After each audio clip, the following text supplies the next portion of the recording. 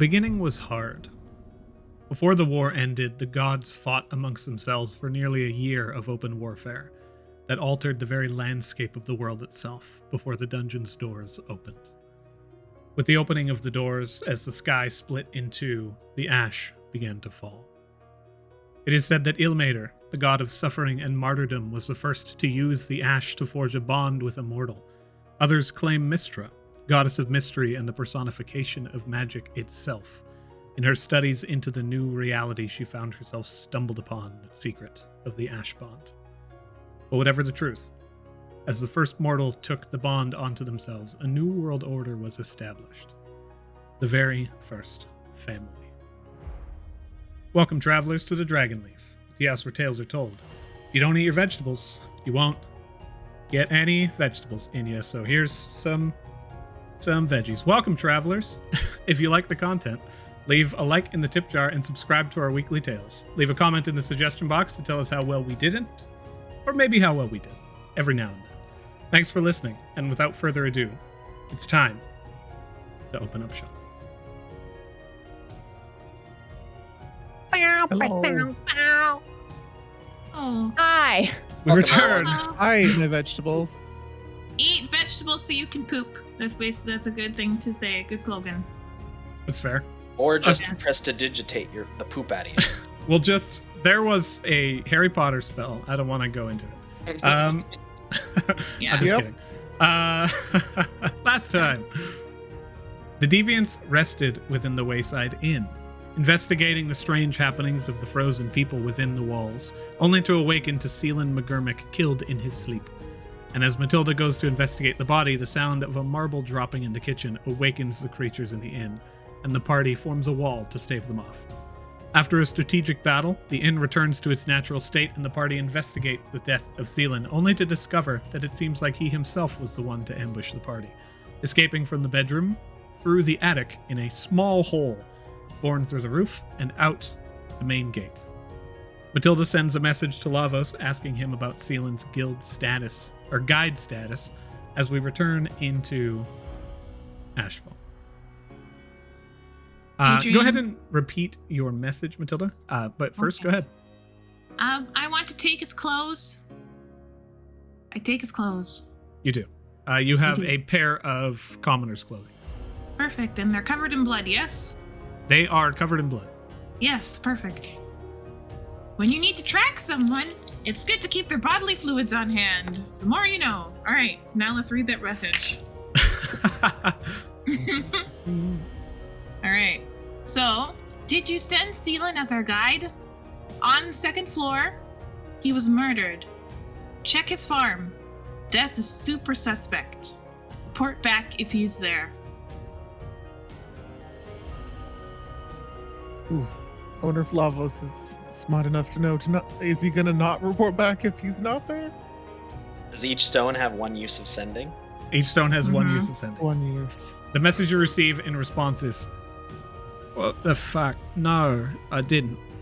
I'm going now. Report back in an hour. Be safe. Keep yourselves secure. Make sure to watch each other." And that's it. Fuck, he was not our guide. Do the sending stones, you can hear the message out loud, right? It's not exactly the same as the sending I believe spell? it's the same as a sending spell. So the person Okay, who is okay. holding it receives the message in full. Okay. Well, I say everything that he said out loud, but I do my best Lavos impression because Matilda's got keen minds, so she remembers. I don't know how good the impression was, but Roll performance. okay, actually, I let's don't know what it would be. Ooh, Yeah, performance I- is good. I want you. It's gonna. Let's see how funny this is. Alrighty, performance. Go, Matilda. Should get another natty. A dirty Oh, 20. dirty Ooh, a Pretty dirty good. 20. I like it. It's pretty good. It's recognizable as Lavos. Well, I just fuck. picture like her holding the rock or the stone and like the mouth is moving, but it's not making any noise, but then she's doing it. Yeah. I mean, how do you even do it then? If you can't like enter into, how do you get the bond? There's What probably the hell? things that aren't shared within the city that we should be careful of. Well, Faking tattoos, figuring out how to enter with other people. These are not something I think someone like this person would risk. well, the Akari family might have been working with the hag, and we might have fucked over a really good thing they had going. They were collecting a whole bunch of loot and shit, so they might have been using that stuff to fund their family, maybe. And once we fucked over the hag, then they lost their deal. So it sounded like we did good things, but maybe not really. And maybe the Akata family's really good at faking shit. Well, there's no reason to really know, and well, there's no way to really know, I should say. Unless we go to the family and question them, but at this point, I think we've lost our chance on figuring out who this is until later, at least. More clues come up. Well, I mean, I have their blood. So there's that. I have a feeling this all could have been faked, Matilda. Like, I don't think they would have actually stabbed themselves 6 times.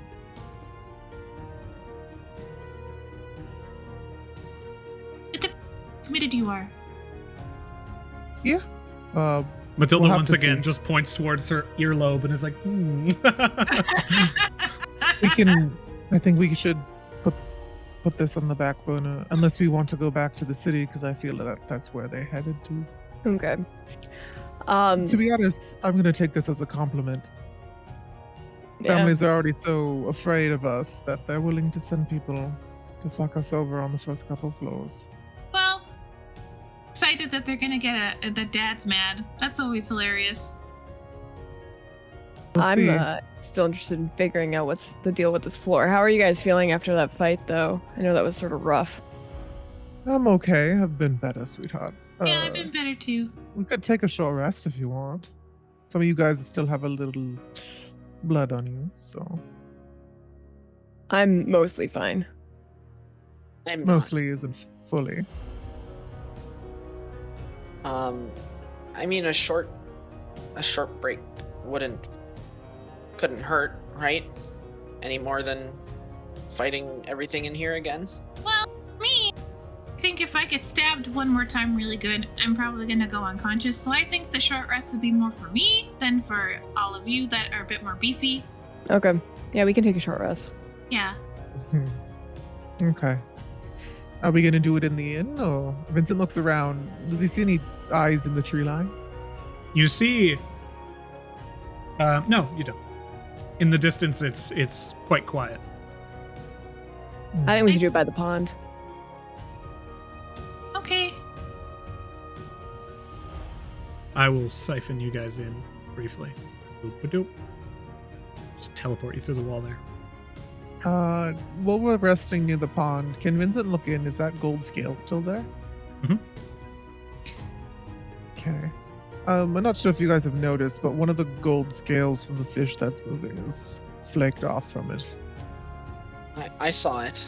I Seems a little had other odd. things on my mind at the time. You gonna play a song of rest? Oh, of course. Hmm. I'm never one to deny a performance.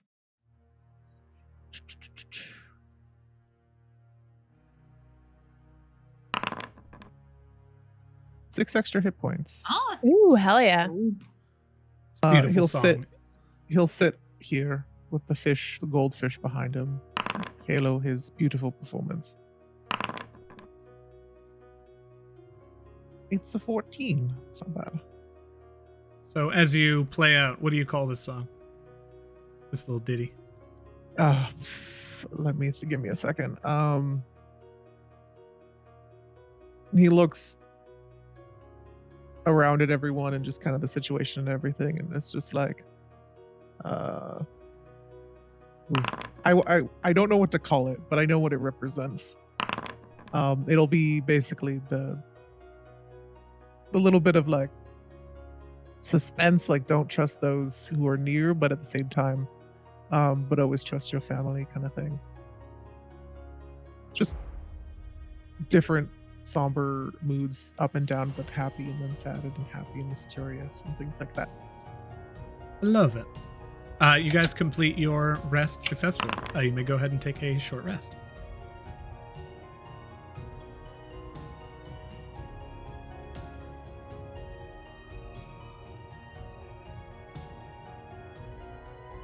Is there anything you guys wanted to do during the short rest, or can I get started? I think Killian's just relaxing, eating 2 whole rations. Chowing down on a bunch of like fruit leathers. Ooh, fruit leathers. I ate 2 rations for breakfast. I was very hungry when I woke up. Every time we eat a ration, we need to minus 1 gold, right? Unless we have physical rations on. Unless you have rations, yeah.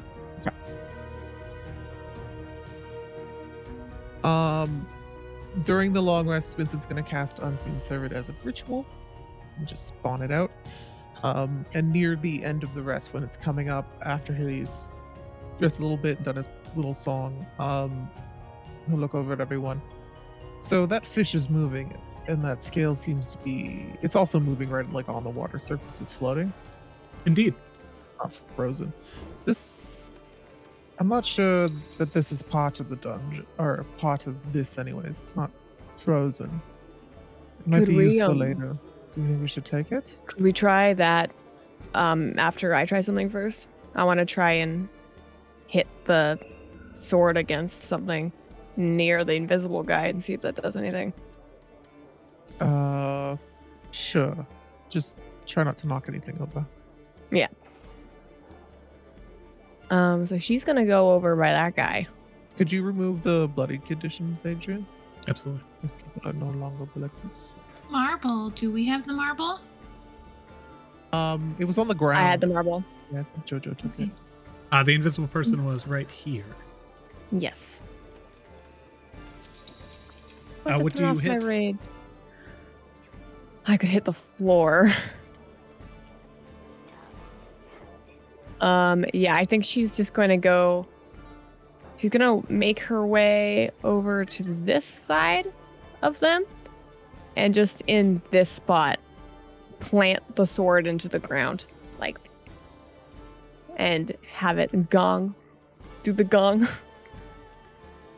As you approach the table in the early morning, you would make note the strange static that seemed to be covering the battle map that was there before is absent. And with your passive perception, you can see that the pieces that you previously could not see were of frogs and lions. Oh. Significantly more lions than there are frogs. And the lions are actually made of this like cheap, flimsy wood, whereas the frogs are made of like gold. Literally just gold pieces of flourish and beauty. The war map itself also visible. As you flip this blade around and plant it into the ground, No, go ahead. Keep going. Okay. As you plant the blade in the ground, it splinters out and just destroys the wood, bubbling it up and just reducing it to splinters. People do not seem to shuffle. Okay. Hey guys, the battle map over here is more visible. You want to take a look at it? Did the bell toll? Yeah, you definitely heard the bell toll. Okay. Yeah, there's frogs and lions. There's frogs that look like kind of like tree frogs, very soft and kind of cute, and then there are lions that are ferocious and huge and powerful. Is there any past kingdoms that had like iconography of like frogs or lions? Is there like crests or families or like things like that in that sense of like who would be warring with each other? I think we did Roll the frogs history with last disadvantage. time. But as Vincent looks over the sheet, can he see it? Is it visible? It is visible to everyone now. You are unsure historically of any houses that bear these similar sigils. Like the lions themselves are crowned lions, and the frogs are like just frogs that are perched on top of a wooden base. Could I also Or a do that gold check? base. I'm proficient in history. You absolutely may. Also disadvantage? Yes, same. You are also unsure. Nothing comes to mind immediately. So, I don't know if this has any... Well, of course it's related, but that carriage that we encountered on the first floor seems to be connected to whatever we're dealing with on the second floor. Mm-hmm. The ring that I got from that lady, I had a look at it last night, and there seems to be the sigil of a lion on it. Okay. And her husband was a slimy frog. On the statue outside, there's a statue of who I thought might have been the same woman, and a knight being grabbed onto by a frog. There was like a frog in between them holding their clothes. Okay, let's go have a look at it. But do you mind if I try and pick up the scale first? Yeah, I'm okay with it if everyone else is. Yeah. It's moving, so it's a pretty safe bet. Do you Maybe think? let's get defensible first. I wonder if the woman was in love with the person from the Lion Kingdom, but had to marry the Frog Kingdom as a political move. I'm sure she had a life before. Well, that is, if any of this is truly in existence. It could all be fabricated. It could be someone's little fantasy story that was made. There's always a glimmer of truth to every folktale and every story that's told. That's what you think, love. That's what I know. So you guys are heading out towards the statue outside? No, we're going to pick up the gold thing. Jojo just said she wanted to get into like defensible positions. Gotcha. What is Killian doing right now? Just wandering around with the rest of the group. Okay, so Defensible. Where do I think would be the best place to set up? Would it be like here so that we can like bar these doors? Ooh. For this roll, Anne, I'd say you could use investigation for wartime tactics. Oh, could I add dragon chest proficiency? Oh, hell yeah. Ooh. Awesome. Actually, you have That's advantage for Dragon Trust proficiency. Oh, great.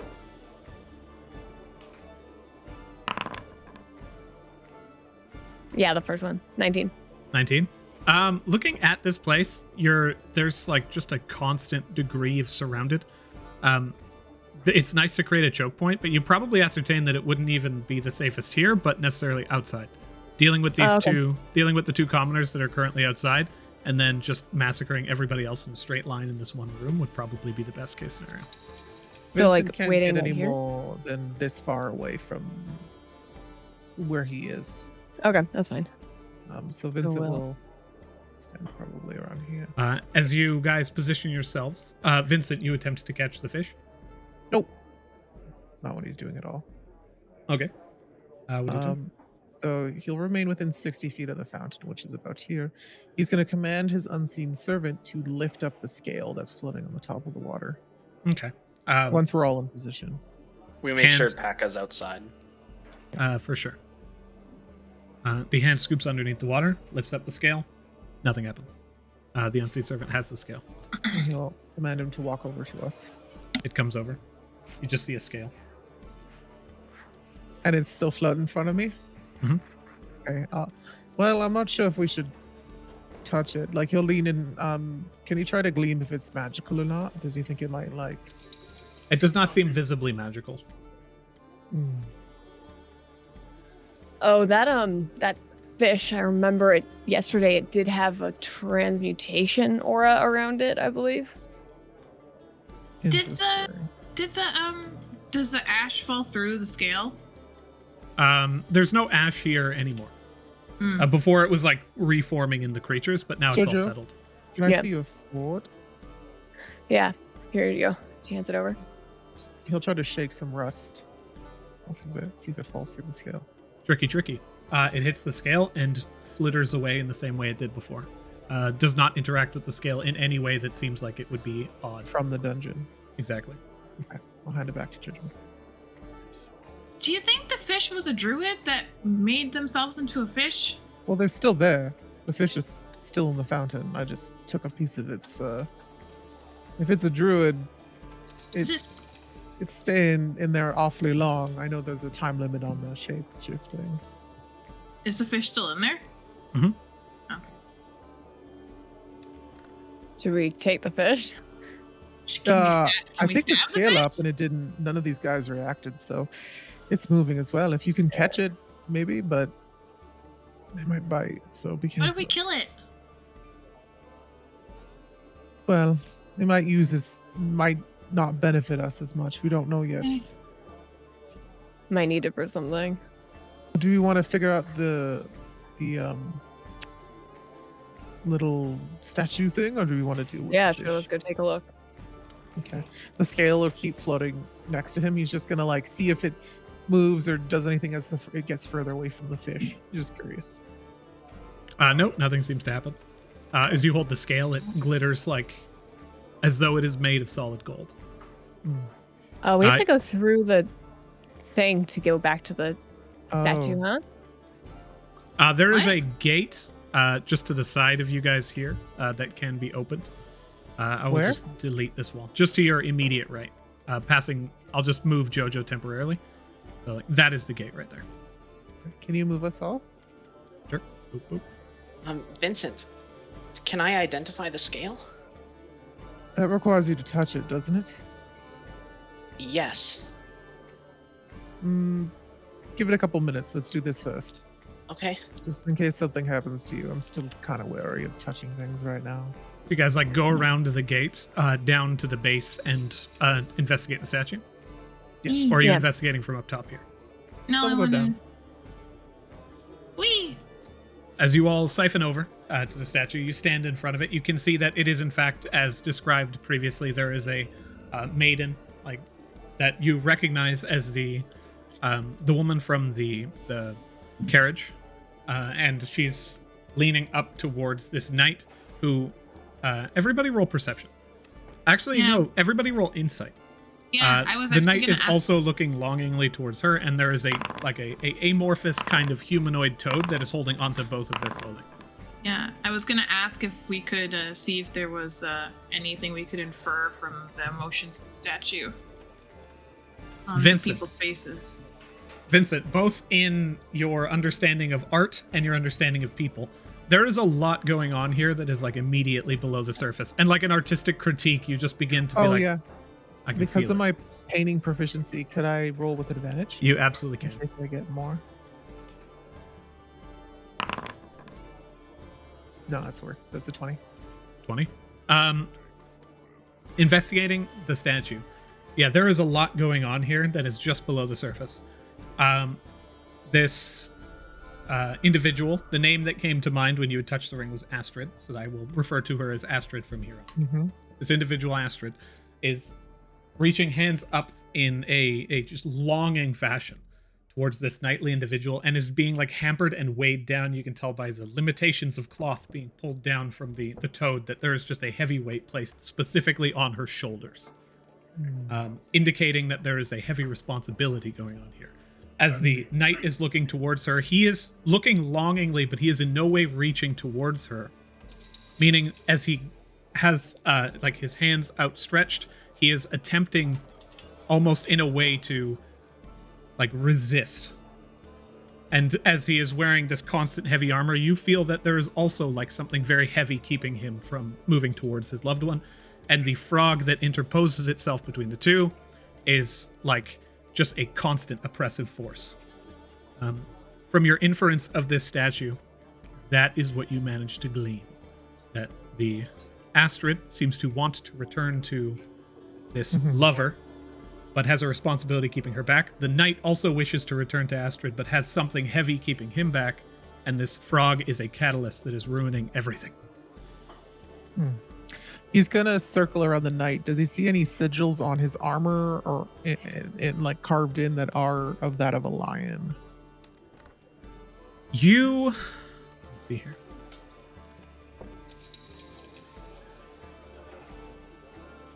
Roll. Actually, let me just check something on your character sheet for a sec. Are you a lion? I'm kidding. Do any of you have Mason's tools proficiency? Technically, Killian can. This does not True. grant. This doesn't grant the knowledge unless is this an artificer feature or the multi-tool or all-purpose tool? I know the all-purpose tool can, but I don't know if she has Masons. You magically created a set of artisan tools. No, it doesn't give me proficiency with the tools that I would create. So, Okay, gotcha. You spot that there is sections of this statue. The knight head has been lopped off. Oh, the head's gone. Head's gone, yeah. Sorry, I forgot to mention that part. Pretty important. Yeah. But it seems as though So how did I know that he was staring longingly at her? Like, what about it's the posture. It's the body Okay. language. It does, like, the head itself, he's wearing full plate mail. The head probably also would have had armor Yeah. on. So you can kind of infer that, assume that. But as you look around, there is a section of the chest that has just been scratched aggressively, almost as though chiseled or attacked with a dagger.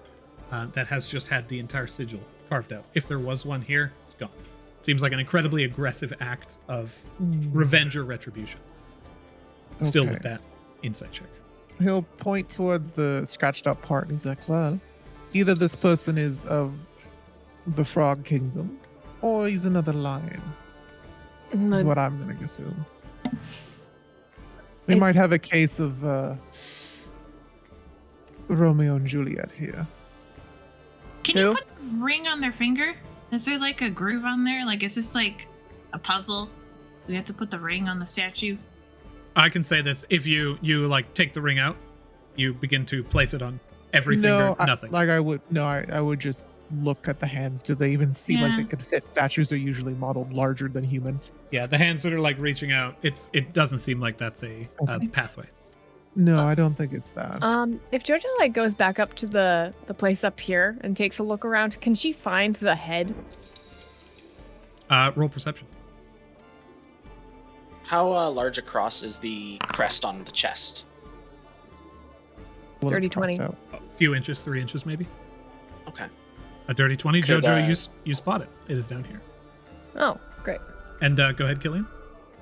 Oh, I was just gonna see if I could use mending to recover the sigil. Do you want to touch the statue? Oh. Do you need to touch it? For mending? It's touchable. That's what I'm wondering. Is it touch? Yeah, it is a touch range. Ah. Yeah. You also are altering something, right? So that might That's- fall within. Yeah, Hmm. that could trigger it. But And Jojo, you cycle back to the side of the statue. You spot that the head, the way that it has traveled, like this must have been a mighty blow, because it's literally like 20, 25 feet launched off to the side. So this, as you pick up the head, you see that it is, though damaged on one side, it is a fully armored knight's head. oh, Like the plate mail completely covers the face. You cannot see any facial features, but the armor itself is like kind of this just scooped helmet, full plate mail. so Jojo was able to touch the head fine. She picked up, or if you touched it, rather. Yeah, I expected that she was gonna pick it up and bring it back over to the others. You picked up the head. Nothing seemed to happen. Well, if she picked up the head, I'm sure you're fine to do this, Killian. Okay. Yeah, she'll. Still always How a tall chance. is the statue? It's a good 15 feet, Where's the from where boost? the sigil is, though? about 10 feet. You can Yeah, I reach guess it. You can reach it. Okay. Yeah. All right. You Yeah, cast mending over the statue. It begins to fill in. Do you also bring the head up to the statue at the same time, Jojo? We can do think, both, yeah. I'll Yeah, probably we have can. to cast. I don't know if it'll do both specifically, but if it can will, cast then twice. great. Yeah, you It's a can just cantrip. plunk it down while I'm casting it. Don't burn your cantrips, man. It's a minute casting time, so it takes some time. Mending? Yeah. Yeah. I genuinely never knew that. Wild. So over the course of these next 2 minutes, you mend the head back onto the body, and you can see that the head is slightly angled downward, staring towards the woman, who's reaching up towards the knight. And as you cast mending over the sigil, you see the sigil of a crowned lion, bold and just kind of like offset to the side, hands just in this constant clawed fashion. It's not exactly Romeo and Juliet. Not See, different political kingdoms, but marriage. there seems to be something going on here for sure. I think either she had to leave politically or she was forced to, yeah. Jojo, you thought that the night that we Sad saw, little tale. you thought, Well- remember then? I originally thought that the invisible person inside might have been this knight, but I think based on that battle map, it looked like they were with the frog people, which this knight Is that right, DM? The battle map was people from the frog side? This night is not with the frog side. Absolutely. Yeah, and but the battle map invisible was person is with the frog people. the invisible person is with the noble that was sitting at the table. You couldn't infer any detail from, like, it was literally just a silhouette of magic that you were seeing, but they were sitting with a noble who was pining over the frog side. So you can infer that those two were together. Frog side.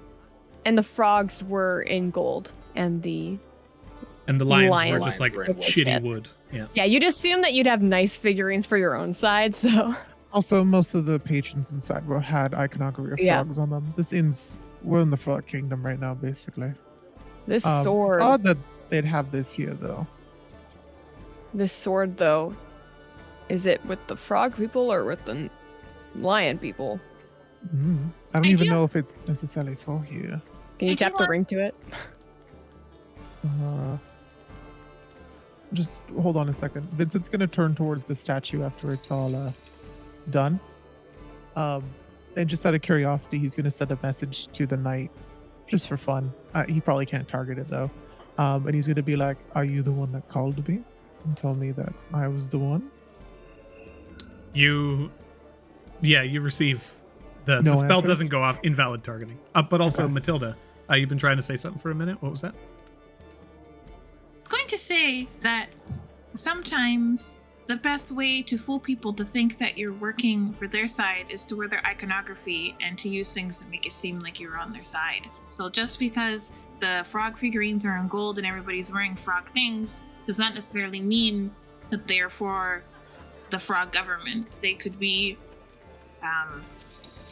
planning in plain sight, if that makes sense. I'm just gonna stick with the most obvious one. I don't think we have a reason to jump to conclusions about whether or not they're hiding. No, but it's also good to think about all possibilities. This could be a frog place where they're like, oh shit, we're losing to the shitty lion figurines. Or it could be a place where they're trying to figure out how to usurp from the inside. Because it doesn't look like they enjoyed the frog person, you know? Do I think tapping, like, I turned to Jojo, you want me to, like, slam these together? I prefer not to damage Slam them, this. just touch them. Touch tips. Lightly!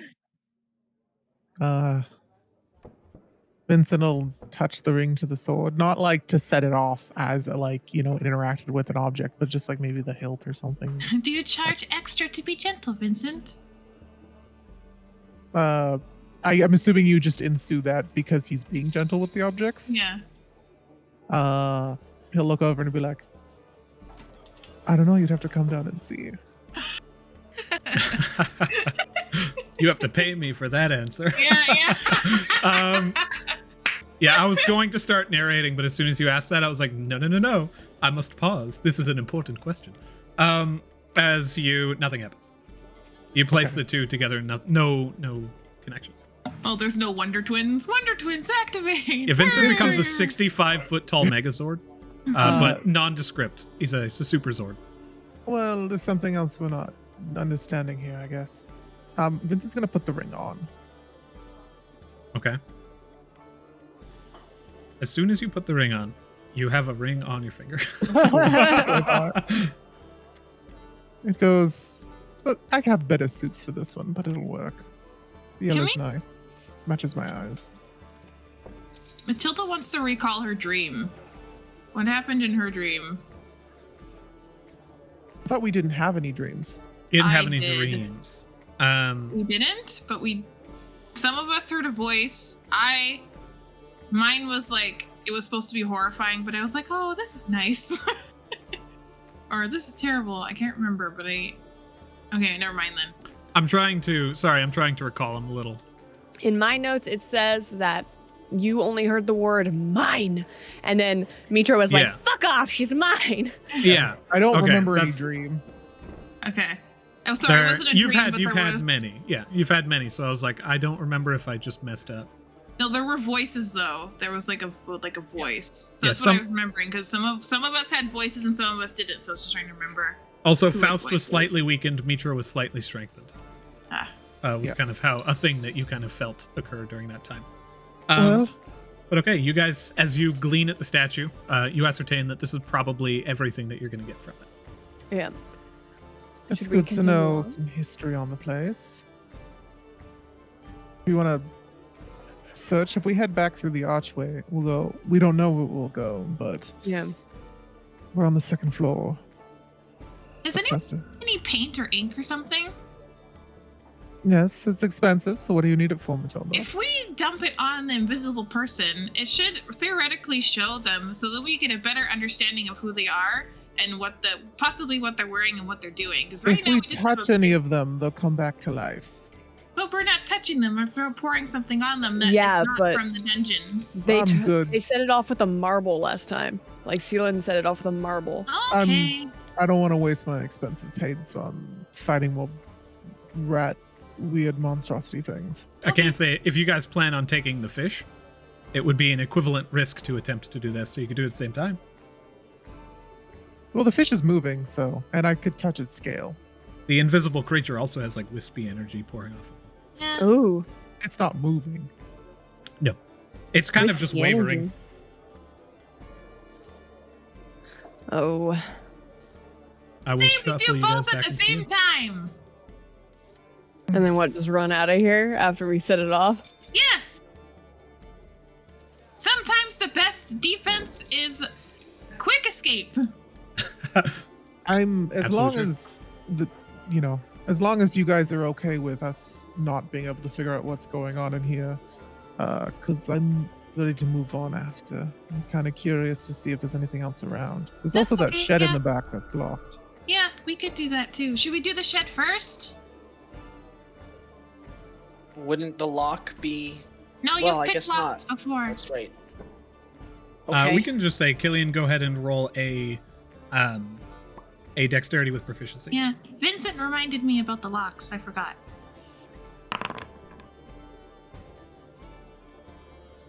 It's 18. pretty good. 18. You pick the lock. It pops open. I will bring Killian over there for visibility.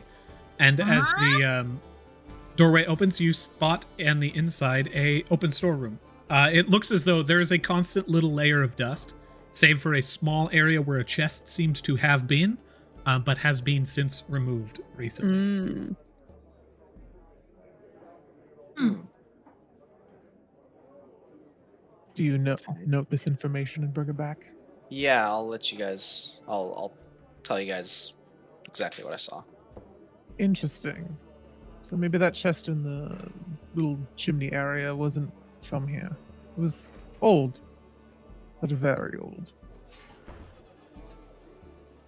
What if there's something else in there? So many things we could touch. Okay. All right.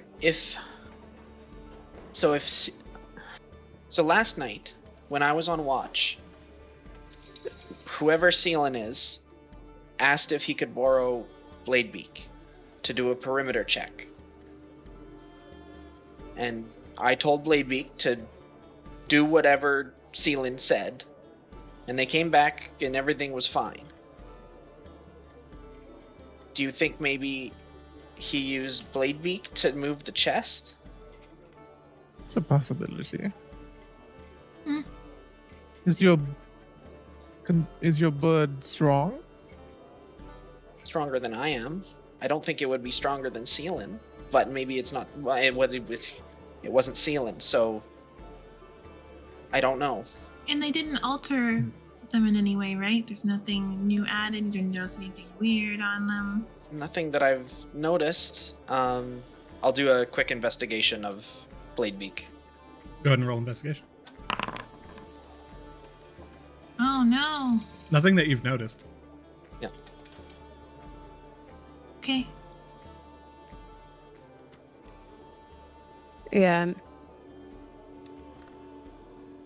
So we've added a third one to the pile. Are we going to open the chest? Are we going to get the fish? Are we going to dump the paint? The chest is gone. Are you talking about the chest in the back room? Yeah, I think that's the one that was moved. For all intents and purposes, Oh. glancing towards it, The soot did not seem disturbed around the chest, and the chest did seem to match the age of everything else in the inn. You can infer it is part of the inn. Oh, okay. Yeah. Right. Okay. To confirm that one. So this is just separate then. Separate chest, yeah. Okay. Well, let's do this. Who seems like they're into catching fish and Maybe Bladebeak. Oh, you're thinking Bladebeak can move things? Like, I don't know. Why else would that person want Bladebeak briefly? I kept watch. No one showed up here. there's a good way to find this out, and that is if I touch this, and I'll point towards the floating scale next to him. It's from. Well, it fell through it, so it's not from the dungeon. Here, actually, Jojo, your sword, the rust. Yeah. Can you see if you can get a bit on the fish? Yeah. She like waves the sword over the fish. Eventually, some rust falls into the water, and the fish, like, just continues its circles. I'm gonna roll a d20. The fish is just, the rust falls, fish passes it. Rust kind of moves around it. Water tension. Physics, yo. What? So, like, we can't tell if the tell, rust is yeah. going through it? Actually, no. Tell you what, there is a moment that I specifically mentioned where it breaches the top of the Yeah. water. You let the rust fall at that point. It hits the fish, and the fish continues on its way. And the rust then bloop, goes into the water, rises to the surface. The So fish it's- does not seem to be part of the inn. Oh, okay, great. So we could grab the fish. You can try that on the invisible guy, can't you? See if it Yeah, I guess falls so. and the rust floats, or if it passes through him. Do you guys want to try catching this fish first, or do we want to still do it at the same time? Let's do the fish. I guess we'll get one out of the way. Sure. Okay. I've got reasonably quick fingers. I'll aid you. I've been watching that thing for a couple hours last night. I know it's a little pattern. Okay, go ahead and roll just a general... Roll an unarmed strike with advantage. And and Jojo, as you kind of shake the rust off of the blade... I think I'll use my other magic awareness as I'm doing it. Okay, yeah, you see the illusion magic pouring off of the silhouetted individual. The neat thing about this is, because what you're doing goes down a pathway that I'm like, very cool. As you shake the rust over it, it passes directly through the invisible creature, but hits the chair and disappears in a similar fashion to the chair itself, part of the dungeon. This individual does not seem to be part of this, or part of this inn, rather. As the fleck passes through it, it just seems to be not an invisible person so much as a magical silhouette. As you get close and you begin to kind of look at this individual, you can see that the hands are like crossed. Like you can see the very, very vaguely, hands crossed over the lap, sitting in a very particular stance. Almost like a defensive, kind of like proper stance. Huh. And Killian, your dexterity was, or your attack roll rather? I was wondering if I could use sleight of hand. I'm totally cool with that. Well, sleight of hand is about, yes, absolutely. That totally works. I like when I They get advantage contradict from- myself 4 times in one statement. Would they get advantage from Vincent's like help? Aid? You are proficient in sleight of hand? I am half proficient. But she Yes, also I'll watched. still let that for sure, because you have so much experience here with Fiege. Matilda, are you also Double helping this 12. occur? I can. Yep. I'm happy to help. So as you guys are coaching Killian in grabbing this fish, it's just like, little to the left, little to the right. You just pull the fish out, and it slips out from underneath your hands, goes down into the water, and you grab it one last time, holding it aloft as the fish itself solidifies into wood. Ooh. Don't worry, dear. I don't think your hands will do that to anything else. I think Okay. there's something interesting going on here. Can I have a Should look? I? Huh? I said, Do you want I it? think I want to have a look at it. She hands it over to you. Still wood. He just like turns it over. Is there any symbols on it or anything? Nope. It's a brilliantly hand-carved wooden effigy of a goldfish. I wonder A if golden someone just koi. left this here for fun. One of the an old adventurer. There's magic that can animate objects. Definitely, as long as you don't move them.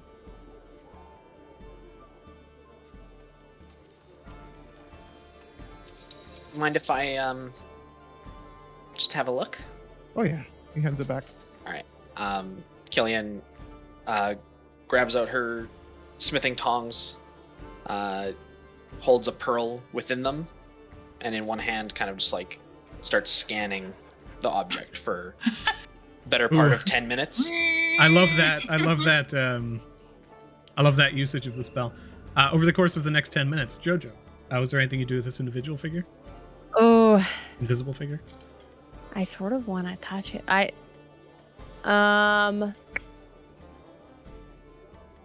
really want to put my hand through the illusion and see if there's actually something there. Pour a cup of water over it. Let's see. Well, if it I don't. actually- And I still don't want to touch the chair. But if it's Um, our water, will that? I'm gonna wait until Killian's done her thing, and then I'm gonna Okay. continue. As you continue just like investigating this scenario in front of you, Killian, you finish your scan. As for all intents and purposes, not magical. Just a wooden fish. Did the scale turn to wood? The scale's still gold. I'll drop it into my hand. Yep, still gold. Fish is still wood. Interesting. This, and he's touching it. This isn't part of that, I guess. Should we put it back in the water? The woodfish? I kind of don't want to touch anything more than... Bianca, do you want a woodfish toy? Yeah. It just Like- reaches out. On our next long rest, I'll paint it yellow or something, so it turns back to what it was. He holds on to it. He throws it back in the water. Don't, Bianca, we told The you not fish to should touch be in anything. the water. I didn't touch anything. A fish touched the water. He places the fish in the water, and it returns to a golden fish and continues swimming. I question nothing now when he walks away. He reaches into the water and just places his hands out, and the fish swims into it, and he picks it up, turns back to wood, and he throws it in his bag, and just walks back with you guys. Just water, like I those question magical things called shrinky dinks. Or A terrible marketing campaign for those. I wish I had an NPC who spoke like that, so I could have said that out loud, but canonically, didn't happen. So what's as- your findings, Jojo? You guys might want to get somewhere safer. She starts reaching out towards the figure to put her hand through it. In this instance, where do you guys go to be safer? I'm You can just standing click where- back to the I'll entrance stand up or where you here. are. Alrighty. I'm gonna just position so that I'm Bianca, closer stand to next this to me. corner. Paka stands next to you. I'm gonna ready if anything gets rowdy. I'm gonna cast Elder's Blast on it. Jojo, you place your hand through this illusory form, and as you do, the figure that is standing at the table, currently in this kind of like enraged state, reaching towards a glass of wine, slowly continues reaching towards the glass of wine. The entire area around you, you see the faintest bit of movement, but nothing else changes. She starts to sit in the chair. You slowly and carefully Very sit back slowly. Her squat, not touching Oh the wait, chair you're yet. you're sitting in the chair? I thought She's you were just going to go pulling the sit statue in off. it. Roll athletics for this chair sit. I will say this: you can't fail, but I just want to see how thick, How good my thighs are. yeah, That how squat is- intense Oh. that squat you get is. Riker level 15? over the back of I the do chair. run a lot. You run a lot as you slowly sit back down. I'll happily give you just a flat +5 to that for just the sheer I run every morning. And as you just like almost 90-degree chair sit with nothing intervening between you and your back, as you begin to match the same Yeah, she crosses her the same arms. pose on and her lap. everything of the individual, the figure and the table begins to move. You see a second figure at the table next to slowly begins to stand and turns around towards the first one. So the noble is moving in towards, and the situation around you guys changes by only a few seconds. Let me go ahead and check this out. Currently, he was looking towards the battle map, but now as he reaches over, he grabs his cup and hands it over towards you as though asking you to pour him some wine. Oh, should I keep playing into it? Yes. Jojo, I don't understand what's going on. I thought you were supposed to touch the invisible thing. I am now being the invisible thing. There wasn't actually an invisible person. It was just an illusion of like a pose. So I have taken the pose. I'm going to now reach out for this pitcher.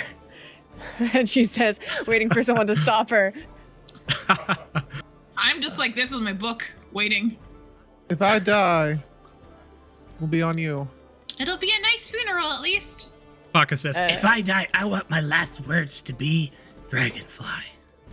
Okay. he just looks up towards the sky. Noted. As you reach out to grab the pitcher, as soon as you make contact with the pitcher, the figure looks at you expectantly, and once again the scene shuffles forward just a few seconds as he fully extends the wine over towards you. As you pour the wine, you see the lips of this figure move in a frustrating fashion, but no words come out. You still hear the din of the people around you, almost in this constant ambient speech, but as the mouth continues to move, they do not say anything. I don't suppose any of you guys read lips. I've stared at them long enough. I could have a go. Vince will come over. Is anyone else moving, Adrian? Is it like the whole scene's animated? People are moving, but they're moving in this just like natural fashion, save for the person directly across from the nobleman, this one right here, who seems to have moved almost in like a frustrating stood up and chair was like lurched back kind of way. But they are currently now still. Is this guy on repeat for his lip movement, or did it only happen in the moment? It's pretty much, it's pretty much constant now. Now it's just repeating on a constant loop. Can I study it and see if I recognize it? I'm with theater and practice and things like that. I don't know if I could. Yeah. Go ahead and for this would be, do you have proficiency in perception? Yes. You do? Go ahead and roll perception with advantage for your insight. And Jojo, what do you say? I was just gonna say I was gonna do the help action because I'm also proficient, but he doesn't need it. Also, I thought you guys can both take this, and Jojo, you can also have advantage. I wanted to say that Matilda's keeping an eye on the scene as much as them, but just make sure no one's gonna bump into each other. Do you know what I mean? Because they're so intended focused on this one person that I just want to make sure that we're keeping eyes on everyone else. I'll say this because you've stated that out loud. If that is about to happen, you guys have control over whether or not it does. Yeah. Yeah. So it's not even Very a matter cool. of rolling, so you can successfully do exactly. Yeah. Okay. Cool. And Jojo, 16, Vincent, 10. As you are looking at the lips, you manage to read it for the most part. You don't get all of the words, but you do get a few. There's a constant few statements that are constantly bubbling up, but you manage to get this bloody kingdom so demanding. Why must I be the one to do the dirty work? But you note, Jojo, that the lips are quivering, almost in fear. Also, just out of curiosity, this wouldn't affect the roll, but for future, could I have rolled insight instead? Because I have expertise in it, so it would have been better to do the other one. Absolutely. You can re-roll this if you wish. What do I roll? Insight or perception? Insight with advantage. Because it should have been one or the other. 26. 26. So because you rolled insight and not perception, you don't manage to read the words on their lips, but you do manage to get... Jojo, yes, you rolled perception. Okay, I did this all right. You do manage to get the feeling. This guy is looking at him in just the way he holds himself, the way he is speaking. This is a nobleman who is looking at this battle map. You infer that he is from the Kingdom of the Frogs due to the fact that they seem to be on the defensive. And he is terrified having to move from some level of comfort that he exists in. You can see by the tips of his fingers he's never seen a day's work in his life. And as he reaches his wine out to Jojo, who's poured the wine, he's also never even served himself in his entire life. He is absolutely terrified to go to war. Seems there was a war brewing. Or happening. Jojo goes to put down the pitcher again in the same spot. The scene kind of reverts. Oh, Oh. goes backwards. He wants you to pour him a glass of wine, honey. Oh, I already did. No, you just You lifted did. the pitcher. I'll lift the pitcher up again. Reverts, goes back. Back to. Back to, like, it advances. Okay. Yeah. Does she pour the wine in, or she just lifts it? I had poured it. Yes, the wine had been poured previously. Oh, okay. I Just thought she to just clarify. lifted it, and okay. What Once would be again, the he just kind of consider- continues muttering, seemingly terrified, kind of jittering almost. Looking at everyone's, like, what's going around the room, can I try and sense what the next scene would be? I've been in theater quite a long time. What do I think the next? Roll investigation. Is there another place on this table where it looked like this pitcher would have been set? You're looking at the table, you spot where the pitcher was. There's no like dust or anything coating the area, but you do spot that there is a hole in the table, very briefly, but where it looks like a weapon, like some kind of dagger or knife was stabbed into the table previously. For investigation, would performance leave into this at all, or no? Would I get advantage for having expertise in performance, or? This isn't this is like, it seems to be a replication of a real event, more so than a play. theatrical performance. So Okay. not in this instance. 10. 10? Okay. Looking at the scene, I think your character is unsure of how to advance beyond what's currently been going on here. What you guys can visually perceive seems to have come to an end. But the scene does not seem to be complete yet. There's no knives or anything on the table that match the dent for the dagger? There right? is no knives on this table. There is a butcher's knife on the table where the person had just stood up. This one. This one right here. This guy's expression seems angry, like he gotten up, he's like pushed his chair back a bit, right? He seems Yeah, aggressive. he's pissed. Does it seem like he's pissed because of what this guy is saying? Maybe I overheard him. That's what Turn I I think- around heard. and stab You it. can absolutely infer that. Yes. Okay. Can I? Do you want me to continue his scene? By grabbing the knife and stabbing the table? I think we need to do it. How do we get him to do it though?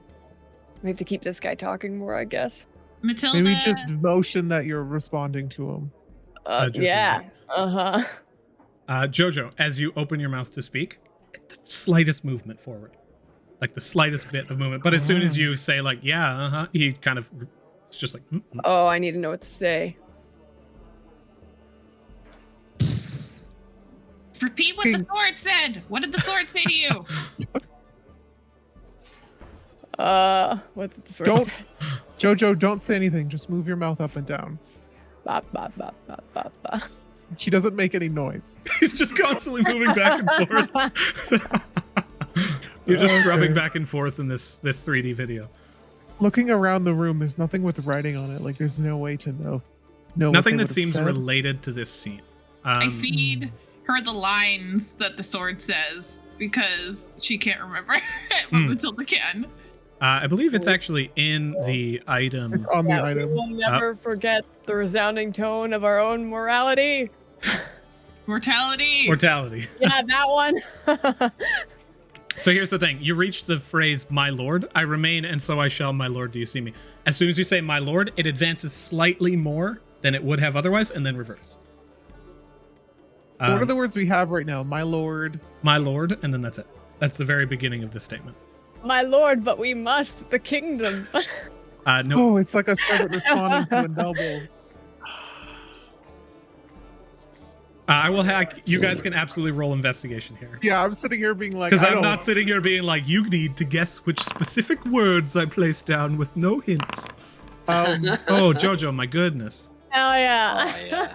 I have to. Is it my waiter?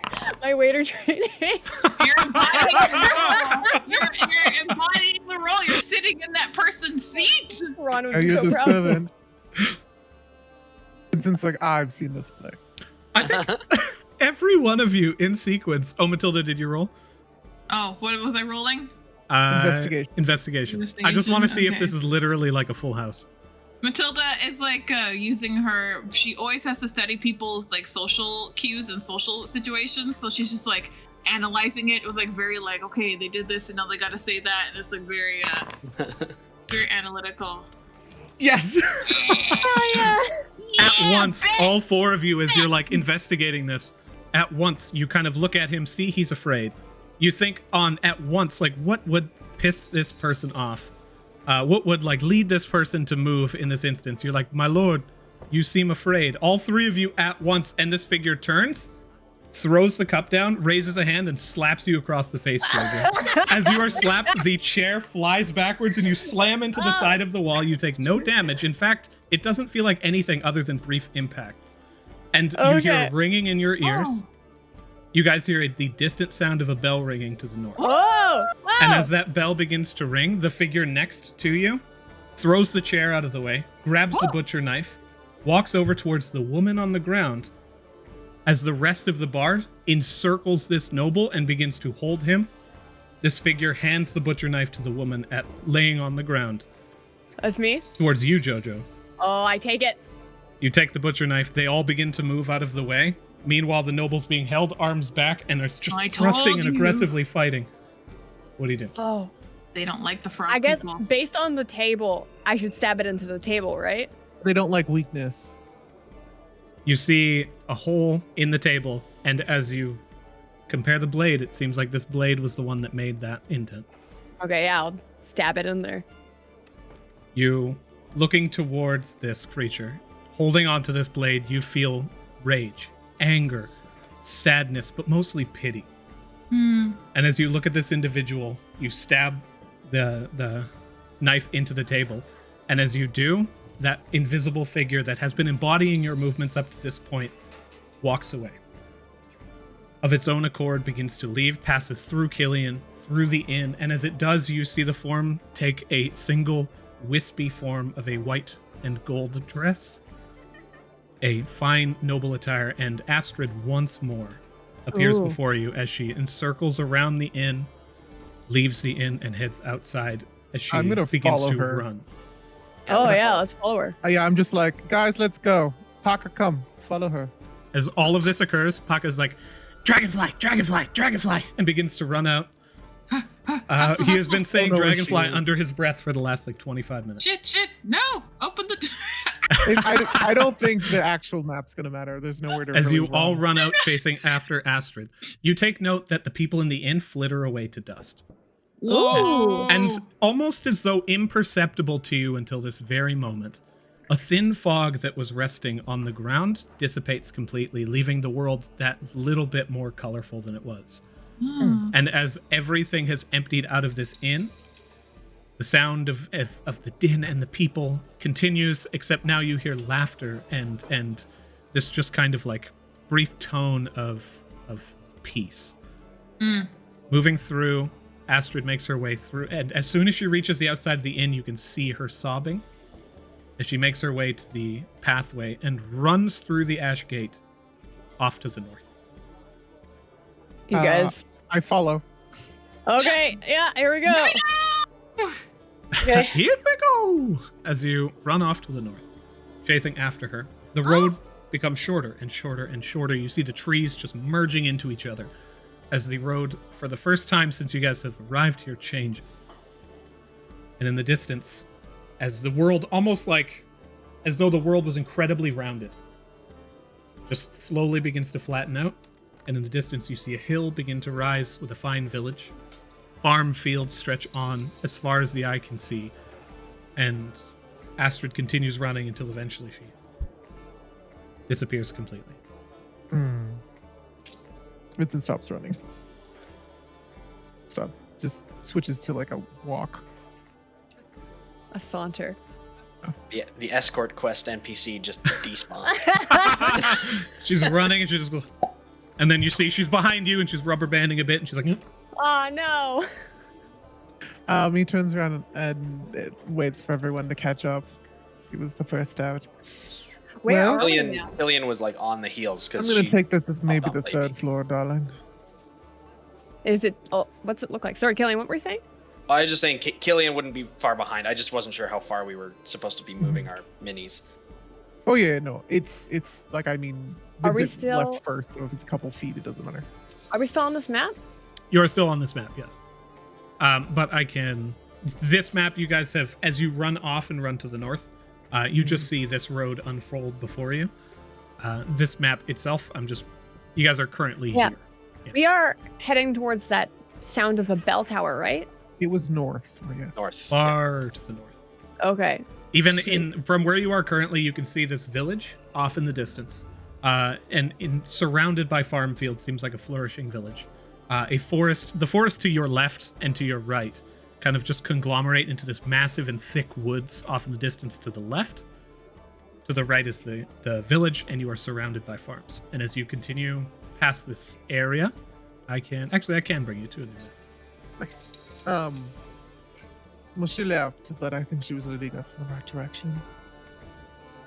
I've never been slapped by a random Nobleman noble before. before. Well, I wouldn't say I've never been slapped by a nobleman before, but that's a story for another time. Yeah, Jojo, Oh, sometimes your people's, bedroom time should be kept in the bedroom. Oh, I've never slept with a noble. I'll tell you that right now. To each his own. All I've learned from this experience is that love and romance seem very deadly and very messy. Oh, darling, please don't take the dungeon's cheesy story as what romance is. It's, I like Yeah, the- but also it's an you adventure in make itself, and it's worth it for a lot of people. you make romance sound expensive though, and that's also something that I don't know if I'm into. Romance is as expensive as you want it to be. Okay. The problem is you got to find another person willing to work in your budget. Oh, You are currently standing on the edge of the farm fields. And as you all overlook the area, these just like large heads of cabbage and flourishing fields, some of the fields recently plowed. In the distance, you see that village. It's about midday right now. And time had passed since you guys were moving, as though you were running for hours. But it seemed like almost no time passed whatsoever. In fact, it seems like Matilda, roughly 4 hours have passed. And Yes. you guys can feel the fatigue on your bodies, but it felt like, again, you were running for minutes. Go ahead, Jojo. Lavo said he would get back to us in an hour, and he hasn't, About- right? He absolutely would. So, as you guys are running, you receive a message. It's not like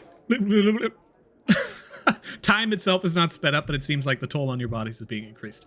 The message you receive back is, "I just went to the McGurmick farm.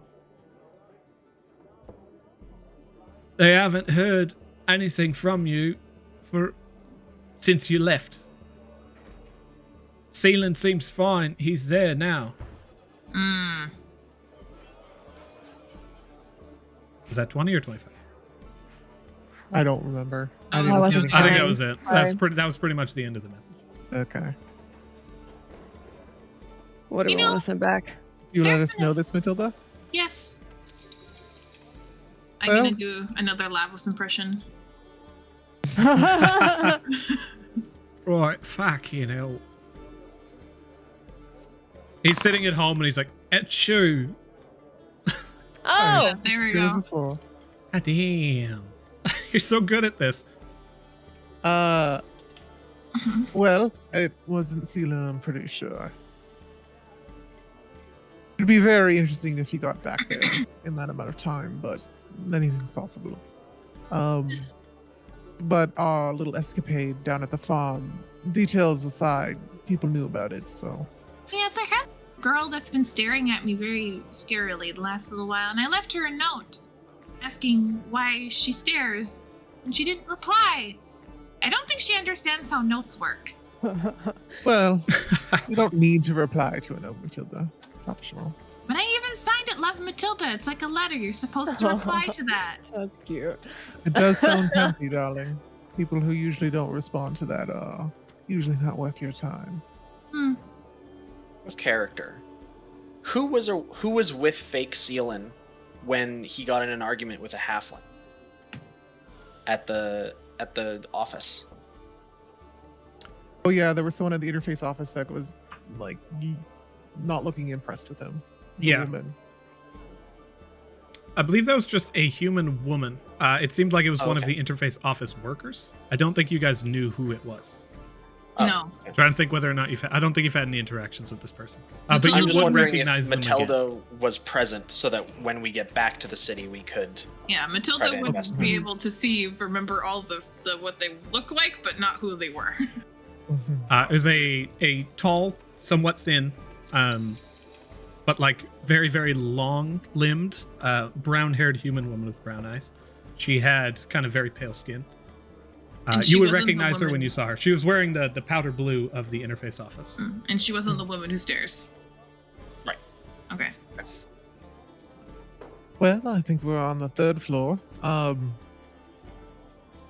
It seems these are interconnected. There's something, if we were to believe the fake Sealand, he said on the 4th or 5th floor, there was a woman who was not too, Oh, the widow or something. yeah. White Widow. So, yeah, it looks like all of these floors are interconnected somehow, which is interesting.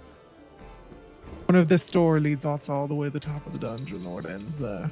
It might go in sections, like the first 10 floors are following this storyline. Maybe. Interesting. Or maybe it's less than that. Vince, you were alive before the dungeon came.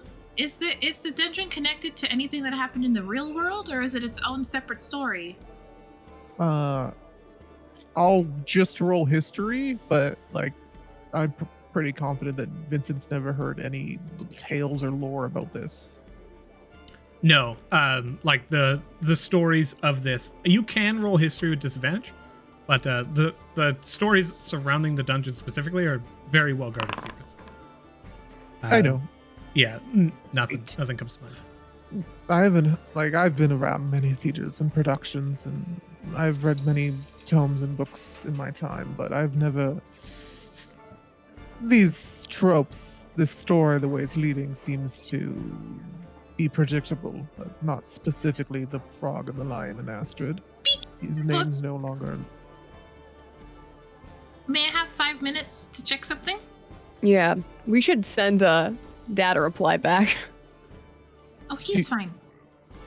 What do you need to check, Matilda? Hold on. And I take out the book that Mama Mal and Pom Pom gave me, and I flip through to see if I can find the 3rd floor notes. Roll investigation. Actually, it's a wisdom saving throw, I believe. All right. If you don't want to send a message back, can I? Oh, I don't going think you to- can. She has to send it back. It's to whoever it was sent to. They have to respond. But I have. I thought it was just with the stone. I have time to reply. You don't have to send it immediately. Yeah. I don't think there's a time limit on it. I got a 20 wisdom save, DM. You receive some footnotes as the words begin to unscramble themselves and kind of form in front of you. You can tell by the notes and just the way that these are hastily scrawled that it was both Pom Pom and Mama Mal who had written these kind of back and forth. However, they seem very hastily scrawled and incomplete. That is me, the DM, telling you that these are somewhat of hints, but that does not mean that these are to be taken like as law. This is their Gospel, experiences in the dungeon. Yes. So Dungeon some you Game can Shark. yeah, no FAQs here. But as you're reading them, some of the information seems like very objective and some seems very subjective. You read, don't leave the houses after sundown. Don't leave the houses after sundown. Don't leave the houses after sundown. Heart skull. There is a little rhyme. Villagers in the fields. The village is safe. Vice versa. Need to work on the rhyme. Below that, it reads, Sunset Forest. Exit. Death. And that is about all that. Oh, don't use enchantment spells. Bad idea. Oh. I have a quick question. Just because of the way Tamara worded it, or I guess Matilda did at the beginning, there's no chapter 3, floor 3. These could pertain to any part of the dungeon. No, popping them open to like parts of the book, she was specifically looking for some information, and it seemed to reform itself. It seems to be basically like magically encrypted, almost. I understand that, but so like whatever she reads, are they specifically to do with the floor that we're on, or like how do we She know? specifically searched for the third floor, yeah. So she can do that manually, yeah. I did not know that because I did not do this wisdom save properly last time. Right. But now I did. So this is new information to me. Cool. I just wanted to confirm if it was Cool. like dungeon wide or not. Okay, so we spend a couple minutes chilling by the cart here, with letting you read your book. As you wait a few minutes within the fields of the farm, you see a little boy kind of just apparate at the edge of the field and run forward. Oh, God. Is just looking around frantically. It seems out of breath. What was the note about fields? Villagers in the fields, village is safe, and vice versa. So the village is safe, and then just the fact that there is villagers in the fields. No, I think it's like if you see villagers in the fields, then It's that safe. means that the village is safe. But we And the don't see fields any are not. villagers in the fields at the moment, Okay. which I'm guessing we're going to learn that the village is under attack from Hey, kid. this baby boy. Does not respond. Okay. Kid continues moving forward and begins to search around. Matilda, where did you get this? Did you pay a shock for it? No. Mama Mel and Pom Pom gave it to me. I think they used to dive. Interesting. Well, they say they didn't give it to me. I found it and they made me pretend it was a stick. It was very weird. I don't know why they did that, but Because families, they can get in trouble with their family a lot. Doesn't sound like they had permission to do that. Yeah, that's why they could. I don't know how sacred some families take it, but I've heard expulsion even at some points. Mama Mel and Pom Pom, they destroyed the world for me, so I'm not surprised they do that. They destroyed the world. No, they would.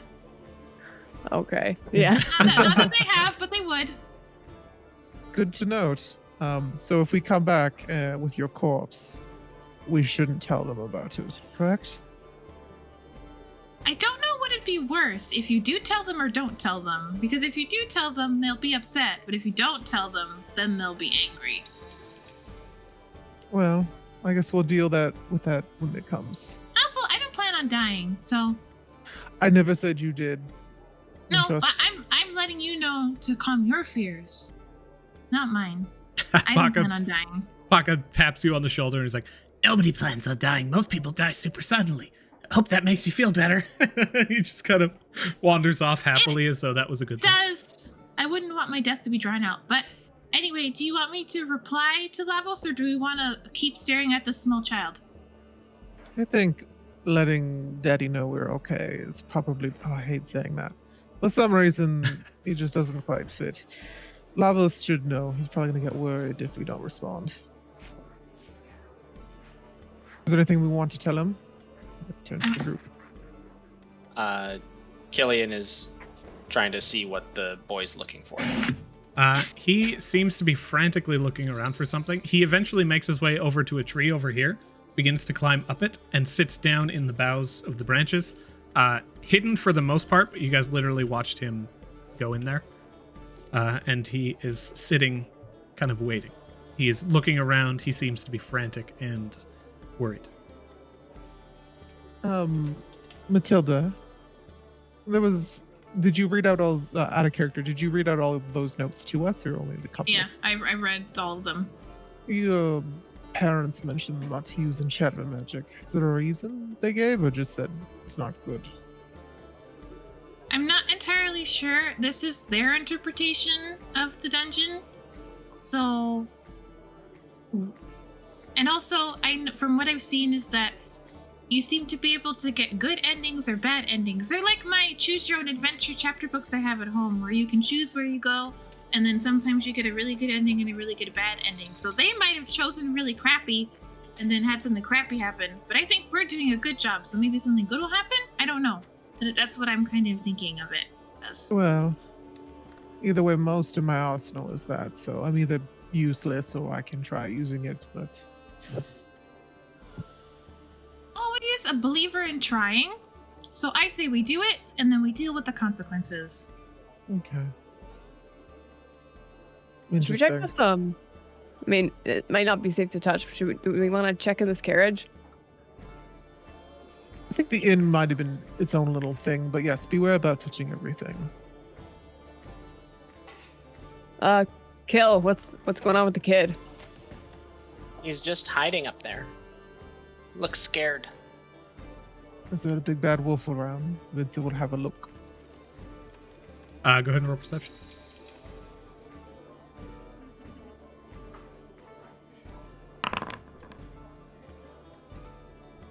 You see no wolves, big or bad, or otherwise. None that I can see. Which direction was the bell in? It was north. Far, far, far to the north. You heard very distant chiming of a bell. When you were leaving, it tolled about 1. So it's roughly like 5 p.m. right now. Sun's getting relatively low. Sun's getting low, which means we should head to the village, I guess. Is there Gonna be anyone in the safe. field? There's no one in the field that you can tell. The child ran in and has kind of like now hidden up in this tree. And they said it's not safe after sunset, I think? Or Yes. They said, specific area. do not leave the houses after sunset. Ah. If we don't have any choice, might as well head towards the village. Can you guys scout out the fields? Maybe they're hiding, the villagers. Jojo, you had also said previously that you wanted to investigate the carriage. Yeah. Look at- underneath it. See if it has windows or cracks or something. You can go ahead and roll investigation. As you glance around the carriage, it has windows. The carriage itself is relatively high class. Seems to have been abandoned here. There is no animal that is currently stood at the front pulling the carriage. It's just kind of loose and left here. 23. Heard some strange noises. With a 23. There's no noises, Adrian. Okay. That might be actually in the game or something. Yeah. I think it might be. With a 23, as you glance around the carriage, you do spot a small satchel of gold that is hidden underneath it, a safety satchel, in case of highway robbery. That you gain 12 gold pieces from this small pouch. Coins have the frog on it.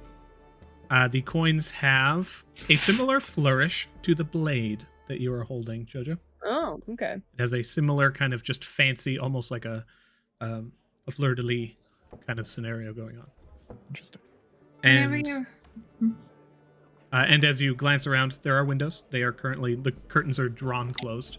As you look around the carriage, looks like it's been here a while. Has taken some water damage.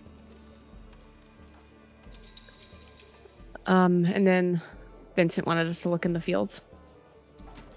Yeah. Maybe we check and see if the hiding for some reason. Vincent had already rolled perception to do the same. So, Jojo, if you want to go and perceive, you can. This will basically make it a group check for the previous examination of the surrounding area.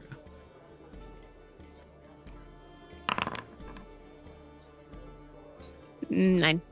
Yeah, in a similar fashion. It's not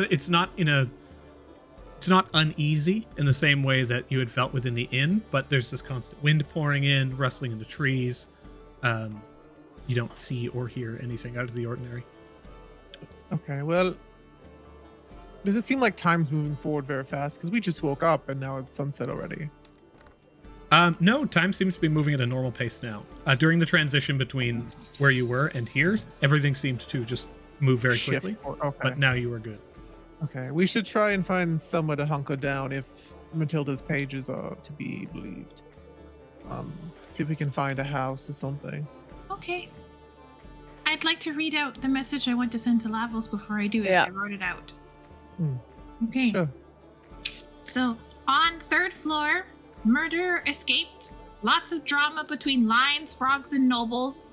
Romance seems life-threatening. We are okay so far. Keep you posted. Well, there's a few of those things I might cut out. Yeah, it's gonna be a little confusing. What were you gonna recommend, Jojo? Did you say murderer escaped? Mm-hmm. He technically didn't do any murder since he just pretended to kill himself and then set off the trap to try and kill us. There's attempted one murder died. at best, really. False ceiling? Yeah, false sealant escaped. That's using an extra word. Paka's like, I think manslaughterer is one word. Attempted, nah. Call him C Money, but with a hyphen. You did also have to something about romance is dangerous. Yeah, romance seems life-threatening. Just take out the themes. Yeah, romance life-threatening. There we go. Yep. Okay. you just sent him a fucking bomb of truth. No, I'm just kidding. As you write out this message, you send it. You do not actually receive a reply from Lavos. Well, he can't, because he already... Yeah, because Yeah. he sent it, she replied. There's no response. Yeah. Oh, okay. I thought you were burning another cast of. Oh, there's that only wouldn't have ever worked one. anyway. Yeah, I got you. Sweet. Oh. And yes, mechanically, you can totally wait to respond to sending in our campaign at least. That way, it becomes a bit more usable. So Oh, it's we already go ready. north towards the village. Have call waiting. Oh my god, no. You send a message to someone, and until they respond, you hear doo doo doo doo doo. No. Elevator Eternally. noise. Baka, let's go. Vincent's elevator noise is so much better than your guys's. I feel like it customizes itself to the user. That was said in like such a way that I feel like I should be insulted. Maybe you should be. I don't know. You guys don't even know how to musically elevator. inclined is Matilda. Take 1d4 psychic damage. Yeah, I know. Damn. It's like the Dungeon and Daddy's pun damage. Vicious. That's 2 references. Yeah, and he has 2 vicious references. mockery. Actually, no, that's only 1 per episode. We'll reference every other actual play show. We don't need to worry about adventure. Baka, whose food have you been partaking in?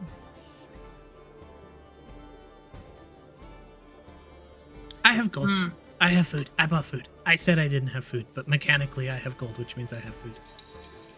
Are you lying to us for some reason? No, that's the DM answering your question.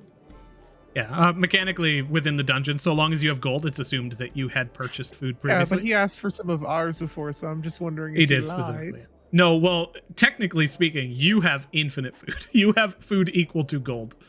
He was definitely eating your rations, but it's coming out of his cut, basically, is how that Okay. scenario unfolds. Yeah. I like how Paka's just being really sheepish right now. Aww. As you all run in towards the village, you begin to hear a bit of interest. The village itself, you can hear some shuffling, but the closer you approach it, the colder things seem to get.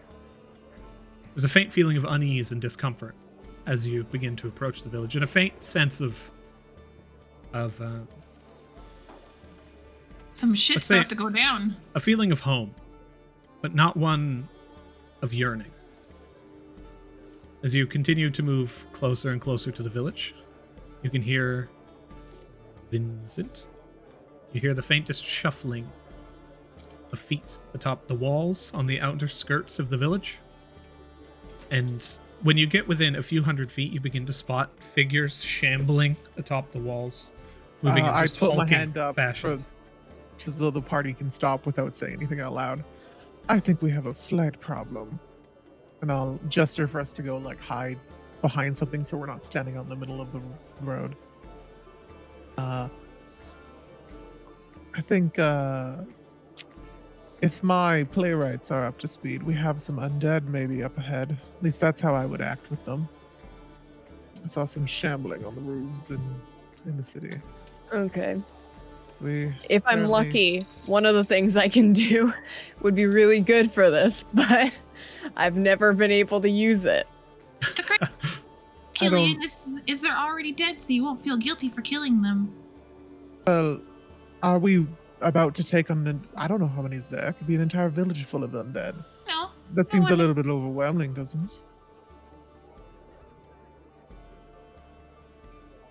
Could be anywhere from 10 to a couple hundred, depending on how big it is. Well, Yeah, let's but do some. Sorry, Matilda, you go ahead. Let's do some reconnaissance then, but we need to make sure we find somewhere before it gets dark. I look around at Killian and Jojo. Who here feels like they could get in and out without being seen? It's definitely not me. I can cast invisibility on myself. I guess Killian starts like shuffling and like taking off her armor. I think it should be a single person, so let's figure out who's gonna go first before you get undressed. Oh, okay. Matilda, you said you have the ability to turn invisible. I can cast invisibility on myself. Is it only yourself, or can you do it on anyone else? Let me look. Oh, no. If it's the normal invisibility spell, it's anyone. You just have to touch them. Hold on. You said that they were on the roofs as well. They're walking around in the outskirts. Like a wall. There's an outer perimeter wall. As you approach, it's actually quite a large and very fine-looking village. The closer you get, the more you can see of the details. These like stone and mortar and wood walls leading up to peaked red roofs, and it stretches on for quite a ways. These walls extend all the way around the outer perimeter. Yeah, it's touch. I just don't. What spells do I have up to? Sorry? Warlocks always cast it. At their the max. You can't Yep. choose it otherwise. And you No have worries. 2 second-level spell slots. Yeah, cool. I just wanted to make sure. Because at level 3, I can make it on somebody else, but because it's only one person, I can touch someone and make them invisible. I could touch myself. I could touch you. How long I does it can last, dear? An hour. Looking at everyone's nimbleness thus far, who does Vincent think is the most stealthy? It's basically in and out of character. Who has the highest stealth check? Out of character, I will say I'm not proficient in stealth. I am Okay. half proficient. I have a +4 to stealth. I got +1. I will say that Vincent has access to an invisible entity. Wait, I do? Unseen Yeah, you're servant. unseen servant. It's a construct. It can't send me back information, and I don't think I can see through it. That's true. Particularly stealthy, but if you were to run away from me and something happened, the spell would stop and you'd be hooped and not be able to turn yourself back invisible. I can cast this twice on myself and save myself if anything bad was to happen. Because I had to touch the person in order to cast the spell. So if anything was to happen to me, I could recast it and at least give me time to get away. But if you do it and you go in there, then I can't recast it on you. So That's fine. mechanically, just so you know, Tamara, because you're concentrating on it. Yeah. If I go in and I get hit, it's still on me. The only time it would break on me is if I casted a spell. I'm not concentrating on it. No, I know, So- and that's what I mean. If the person that was invisible decided they had to do anything, to They can like still do things. They just can't damage a foe or cast a That's spell. what I mean. Like if you needed to attack or cast a spell for any reason, the invisibility would go down. But if I was the one that went in, I could recast it if anything needed to happen in that sense, and I could try and make a getaway. But that's what I mean. I would say in Yeah, this wouldn't instance, it's if you guys want to, we could say, Matilda, do you wish to cast this on you or on Vincent? Oh, I can. I don't care. I can cast on anybody. I'm just trying to be strategic. And Vincent, how do you feel Yeah. about it? Like, I'm fine. I don't feel like I will go close enough to engage. The point Okay. isn't to get up to, unless Matilda wanted to like go face to face with these things. No, Uh, that's just So strategy. Vincent's taking the invisibility. Cool. And I yes, he's pass. gonna stay. Yeah, he'll do it, I guess. Okay. Maybe take a look, keep an eye out, and see if there's a way for us to get up on those walls. That would be a good vantage point for us. Okay. So you want me to see if there's a way up? Okay. Q. I would wait until the most opportune time to cast invisibility. I just did that so I don't forget to do it on.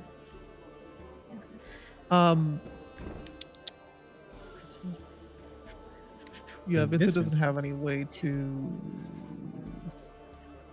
Yeah, so he'll just like hand off his.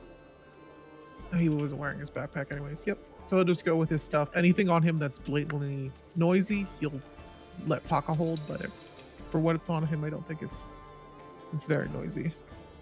Maybe the Alrighty. gold pouches jingling. That's a very fair point. Go ahead and roll stealth. And Oh, have I advantage. tap you for guidance. Guidance. Why do you have advantage on stealth? Because of invisibility. It gives you Invisibility advantage on doesn't give you advantage on stealth. Invisibility just makes you impossible to see without magical means. I believe that guidance the- is also concentration. stuff. Yeah, Oh, is guidance it? yeah. You would, Wait, never mind that. No, Invisibility, no, you're no, invisible. no. Guidance, invisibility No! goes. No, I'm just No, kidding. no, That's no, totally no. fine. Your character would know that for sure. Yeah, you do not gain advantage on stealth for invisibility. You just become impossible to see by non-magical means, which means that any creature who relies only on sight would have no way of perceiving you. Okay. Yeah. Sure. Oh, I have to roll this without seeing it. Please and thank you. That was a good roll. It was. It was a good roll. I'm gonna add my ring to this because it's pretty important. I hope it's good. Okay. You begin to move in. What happens when I do that? Let's get rid of these. Okay, interesting. As Um, you Yeah, this is the tricky thing. What if I want to use inspiration? you can't inspire yourself. No, my actual game inspiration. We all have one. Oh, you would have to choose whether or not you want to use it now. Without seeing the roll or knowing if I failed? Correct. Okay, it's not good for stealth rolls then. I'll live with what I got. Okay. You begin to move in towards the walls, and I will bring you to another map.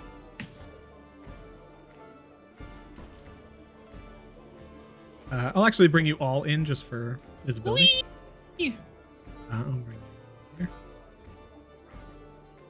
And Joe.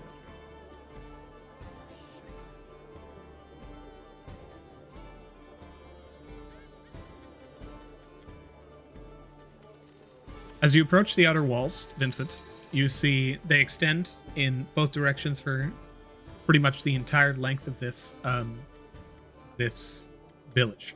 They go on for a very long time. Do you want to check out the outer perimeter of the walls as you begin to approach through the main pathway leading in, taking invisible steps? The ground itself is packed dirt and leaves virtually no footprints.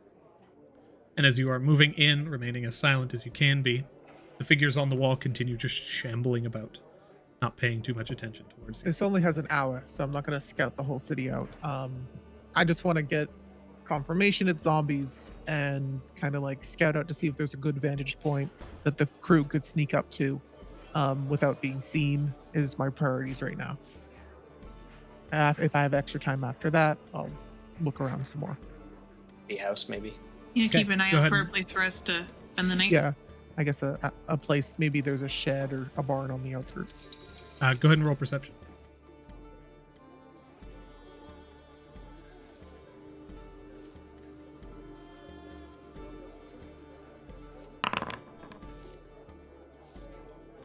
.22. 22 perception. Looking around the outside of the village, there does not seem to be any structures that could provide you safe harbor. There was the carriage back where you came from, but even that did not seem to be overly secure. Safe for you could potentially hide in it, but there's no guarantee of safety there. Outside the perimeter walls, save for the farmlands, the walls themselves seem to enclose the entire village.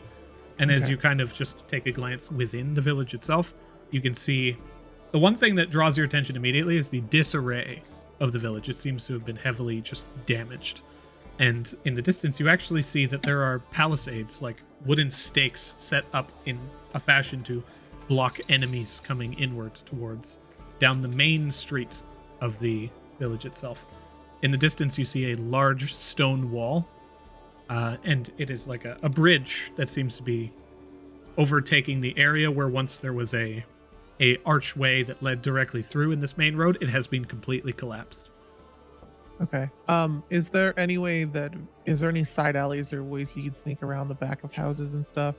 Or is it just the main road and there's nothing else? Let me check what you can see from this current vantage. From what you can see right now, nothing necessarily. You do see that there are several buildings, and the buildings leading in. As you take a few steps in, you reach the front of the village, and there's this stone archway with a sign on it. As soon as you begin to move in, you hear as the metallic clasp holding sign, the sign dung, dung, dung, dung, dung, slams on the ground in front of you. Was that just coincidence, or did I nick something on my foot? Like, did I see a trap in front of me? You felt confident that you were moving completely obscured. Like, you felt very stealthy. You didn't touch anything. Okay. Yeah, let me finish, and I'll get to it. I tend to ramble. But no, you sense that you did not interact with anything. This seemed to literally... It was a metal clasp that snapped and fell as soon as you walked underneath it. And the sign... Once again, in that language you have seen several times but do not recognize. The figures on the wall begin to move over, take a glance around the area, and just go back about their business. So they're receptive to sound. Do they seem pretty intelligent? And did I get a look at them? Are they pretty zombified? They're quite zombified. In fact, the ones that are standing on top of the walls themselves, as you glance up and see them, skeletal. Just the remains of humans kind of shambling around. You see bits of flesh hanging off of them. They have bows on their backs and crossbows in their hands and swords on their back as well. So it doesn't seem like you could get anywhere near these walls without them seeing you. It would be difficult. They are on constant overwatch.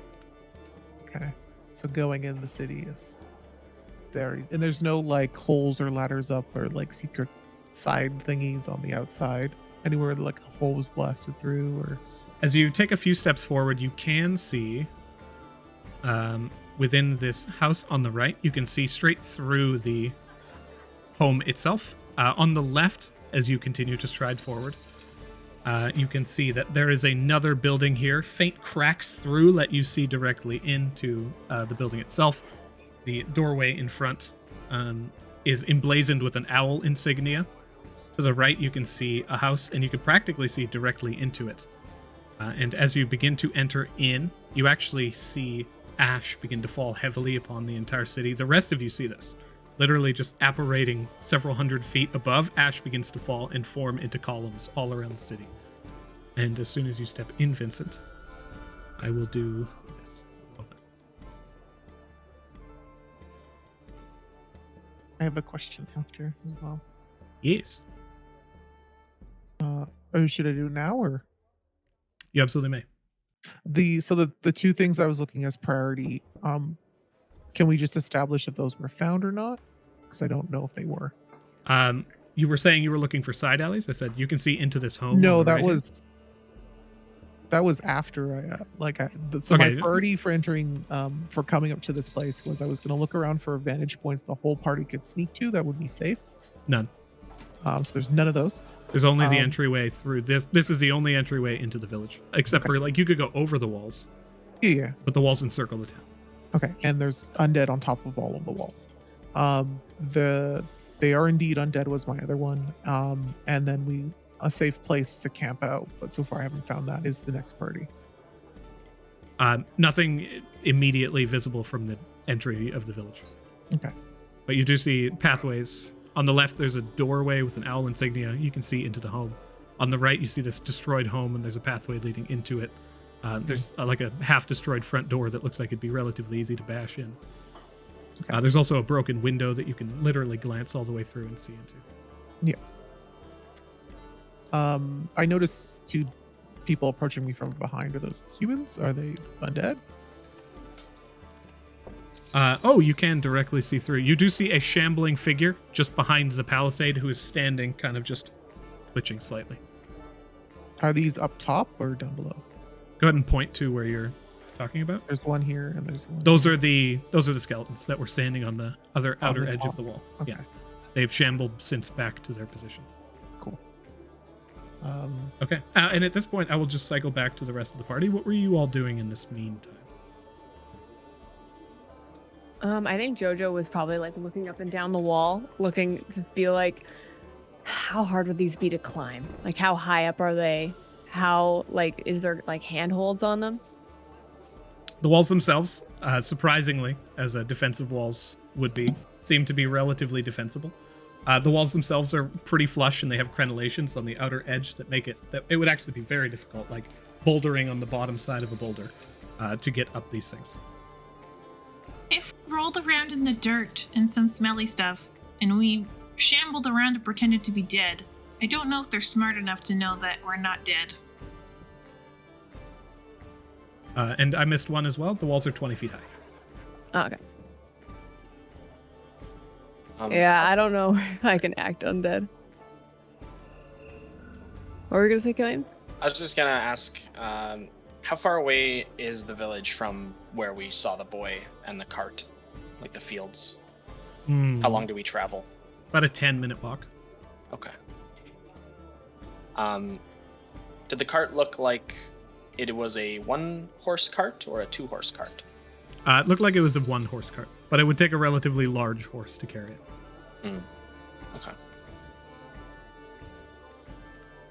Alrighty. And as we cycle back to Vincent, we find you in the center of the village, moving relatively stealthily. Creatures do not seem to have noticed your immediate approach, and that is where we will take another break. Oh, okay. We will come back in 15 minutes, and we'll see you all soon. In this instance, Vincent, you find yourself in the center of the village. What do you do? So all of the buildings he's looking at, there's also like a person here and a person here. Are they zombies as well, or? Roll perception. You can like barely see the thing in the distance, if at all. So I just want to check. 21. You can actively and accurately see the thing in the distance, as far as you can tell. That was persuasion. Oh, my bad. We can just take with the modifiers and everything attached normally. It'd be anyway. -1, so it'd be 20. It's totally good. What you see just underneath the carriage itself, they've been, whatever is like the undead in this place, it seems like have been barricading and boarding up this place. You see garbage strewn around in massive piles and wood splinters and just destruction everywhere. But in the distance, they've placed boards underneath the carriage to try and block line of sight through. And seeing through the boards, you can see literally just a hand. It's just shuffling around. Just awaiting on the other side. These creatures almost seem like they're literally in ambush position. Like they're standing almost at the ready. Okay. Cool. I think with all this information, Vincent would start to head back. Okay. You return to the How long fine was he farm gone? fields. Maybe like a half an hour? Yeah, about a half hour. Okay. He's gonna sneak up next to Paka.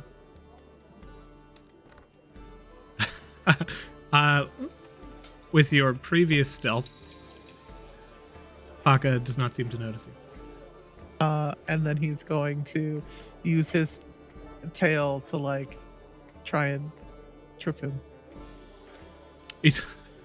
Yeah, Paka's pretty much always walking in circles. As you bring your tail out, he just walks forward, kind of hits the tail, and just kind of remains there for a moment. It's just like, stands up and is just like flush red, embarrassed, just continues walking and looks around to see if anybody noticed that. Killian didn't notice, but Bladebeak's head just kind of like looks down to like him on the ground. Matilda noticed, but she gave him dignity.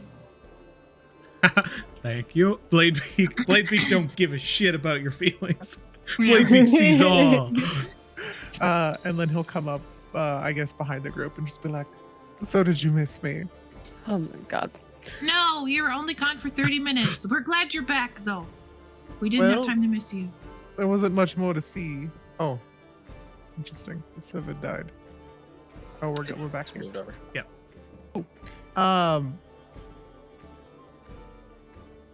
Definitely undead. Lots of them. Very vigilantly looking. So not really like mindless in a way. They definitely have something they're looking after. Did you see a bell tower in the city? Did I see a bell tower? No. There's no, Nope. not that I could see. There was none peeking over any of the rooftops or anything. Most of the buildings are destroyed or blasted. It looks like a war zone. They set up multiple defensive positions inside. Very at the ready for if anyone even dares enter. There's only one entrance too.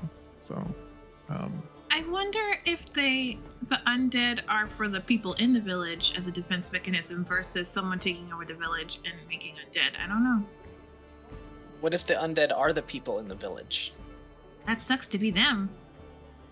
Well, yeah, I don't know what sort of curse could have come across an entire village like this, but the walls are perfectly intact and defensible. There's skeleton archers at the top of them that don't seem too friendly. That would be very high level necromancy. My suggestion is that we take the carriage, put it up against a tree somewhere, and put some foliage on it or something, make it look like a big bush, and camp out at it for the night. Make it our little impromptu home. I 'Cause suggested that village is not safe, and there's no safe buildings in there as far as I can see. I suggested we roll around in some dirt and smelly stuff and pretend to be dead and see if we They're, could fool them. the thing is again, they're not mindless. Anything that moves in through the front, they're gonna shoot, regardless if it looks like them or not. At least they're being very vigilant, basically. You're not in the city already, you're not getting in. well, how did he get out? And I look at the kid up in the tree. Kid. I don't know if Come he on. is actually Snap, there. snap, snap. Vincent's gonna pick up a rock and just kind of like, not do any damage, but just kind of throw it up to see if it impacts with the kid or if it goes through him. Like it impacts the kid, but he doesn't even flinch. Oh, doesn't know it exists. Is also not responding to the calls. He's shuffled slightly, like he's not frozen up there. Like now he looks uncomfortable. He's like brought his legs up and he's holding himself now. I go, Matilda strides up, like, under the tree, like, hands on her hips, looks up at the child. We are addressing you. The proper protocol for this social interaction is that you respond. He didn't respond to a rock hitting him. I don't think there's a choice in this matter. He's not Does it, responding. What's he look No. like? Does he look like he's from the village or with the carriage? Like, does He's he look we- wealthy? Actually, that's a very fair point. In this instance, I think Jojo, you would recognize I'm trying not to figure out a way to say this that feels like an insult to anybody. You would recognize like a commoner's workman's clothing. Like this person seems to be some kind of a server or some kind of a servant of a household because they're wearing somewhat nice clothing, but not in a way that looks like it's definitely not something they're entirely comfortable wearing, but it fits them well. And Vincent, you would recognize the look of a servant. Yeah. So this person seems to be, based on the knowledge between the two of you, a servant of a noble household. Yeah, he's definitely a servant boy of some sort. so they can't see us or hear us? He's either in some sort of trance or some reality that we're not in. You should stab them. They usually respond if you stab them. I prefer to not stab my servant boys. Let In them better when the- they're not bleeding. In the Wayside Inn, the scene kept moving when we played the part. Maybe we need to I don't know, maybe there's like a robe or something in the carriage you can put on and pretend to be his master. Vincent will go look in the carriage. Is there like a silhouette there? Or does it feel like there's someone in there? There does not seem to be anyone in the carriage. No, go ahead. They're standing in the tree looking towards the pathway, right? As if they're waiting for someone to walk down. Yes, they're not looking in any particular direction. They're kind of looking all over the place, but they definitely seem to be waiting for something. Watch the child. I'm gonna go up over here and start walking down the path, in front of where the child can see me and see if anything happens. Does not pay any attention to you. Ah! This is stupid. Killian would like to investigate the cart just to see like how sturdy it is, you know, how heavy it is. Could we like repurpose, like, first of all, as per Vincent's suggestion, like, could this make it through the night under duress? You know, that sort of thing. I can say in your investigation, you take note. It is empty. Popping open the door and kind of like looking in, it's not locked. The inside of the carriage is like upholstered. You see 2 benches on either side, and there's like, it looks as though there was like a small storage area within the benches that's been opened, and everything in the cart has been cleaned out. There doesn't seem to be like anything left here, as though something has intentionally taken everything out and left. So for the most part, it's hollow. Looks very heavy, very large, and the wood itself is relatively sturdy, somewhat thick. As for the doorway is very flimsy. It seems like it would be somewhat easy to break into this if you had to. Okay. For the area around you, there's lots of wood, but probably not enough time to actually like get wood for barricading. Would there be enough time to maybe grab a bunch of stuff and like stack it on top to look like it's part of the scenery? Like to move the carriage somewhere else and do it, or leave it in the like middle put of it the road? in the woods over back Drag it, here, yeah. and like start cutting up a couple branches and putting them on top of it, or moving a shrub. Sure, I can clarify as well that like the roads do continue in all different directions. It's not just like the end of the map here. No, I know. To the northwest and the west, they both continue into the forest through 2 different pathways. there So you could could be absolutely multiple try and like push the carriage to a different location and Mhm. try and use that to fortify. We don't have much time left, like maybe another hour or 2. Probably around 2 hours. Yeah. Well, if we're gonna decide on something, Vincent just says out loud because he's still invisible. It's gonna have to be soon. Do we want to camp out in the carriage, or try and just pick a direction and go? Well, we know that the bell tower, which I think is where we're supposed to be heading, is to the north somewhere. But if you didn't see it in that village, then it must be in this direction as you point northwest. Perhaps. Also, can you do your magical awareness, Jojo? I can't. I've done it twice Oh. today. Okay, because if we are able to find any of those weird invisible people, I'm pretty sure there's another one around here too. Also, there was ash starting to fall within the city. Not sure if it's any relevance to anyone, but just keep a note of it. Okay. Well, I don't think we should use this as a dwelling during the night. The carriage is pretty sturdy, but I think if anything attacked us, it would just rip the doors off. We'd be like sardines in a can. And I was hoping that they just wouldn't find us in it. But And it's sort of a risk that we don't know how far any village is in this direction. That way leads into a dense forest.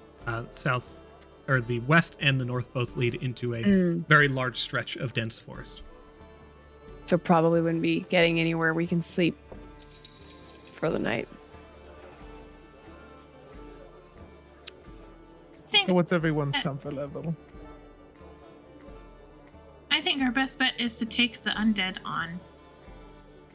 And take down a whole city of undead? No, but just the ones at the front. And then we find that we hide There's a out. bunch there's archers up on the wall about 20 feet that have ammunition and things that I could see.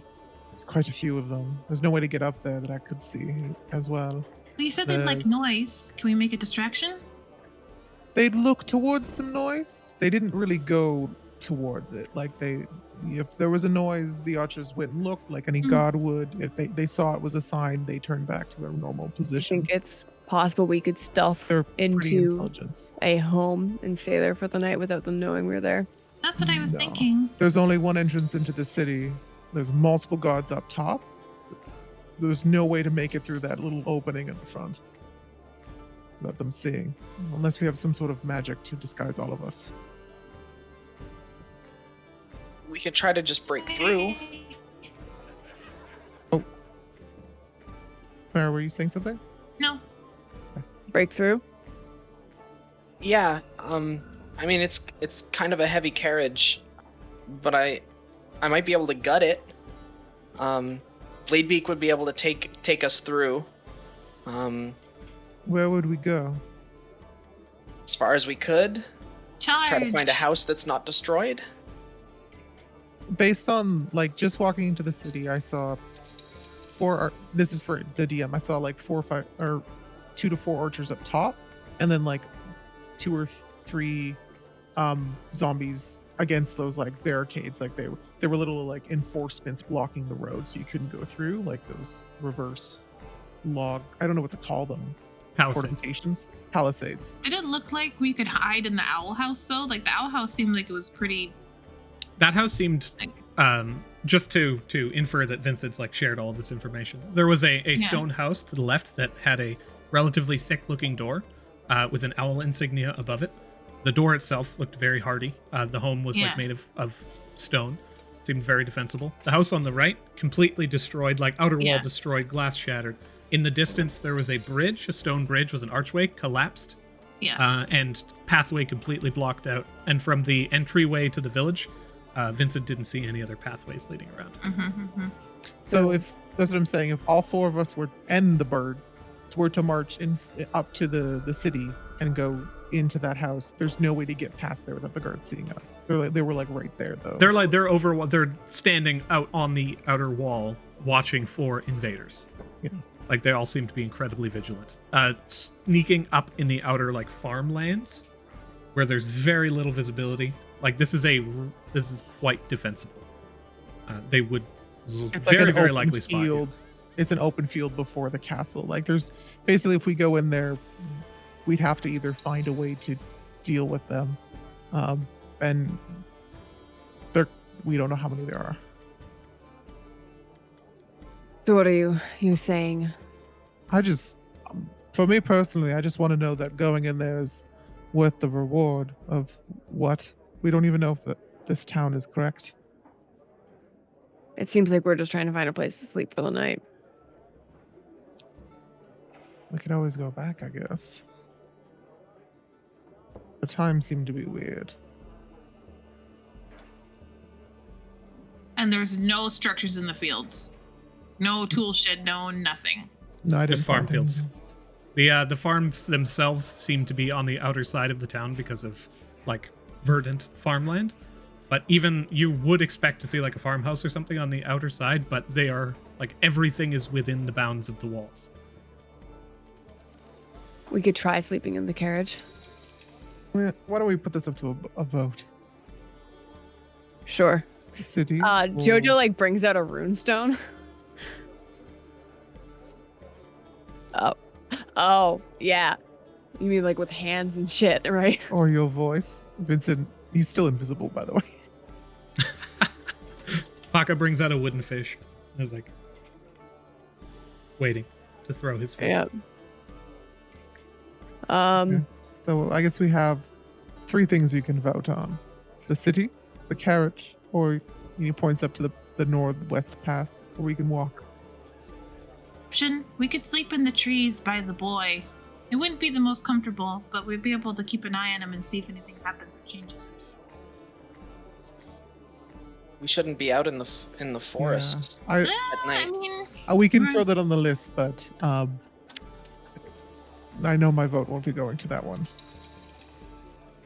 So 5 options, or 4 options. What do you guys want to do? Jojo, go first. I think mine is the carriage. Carriage. Killian? Carriage. She throws down her stone.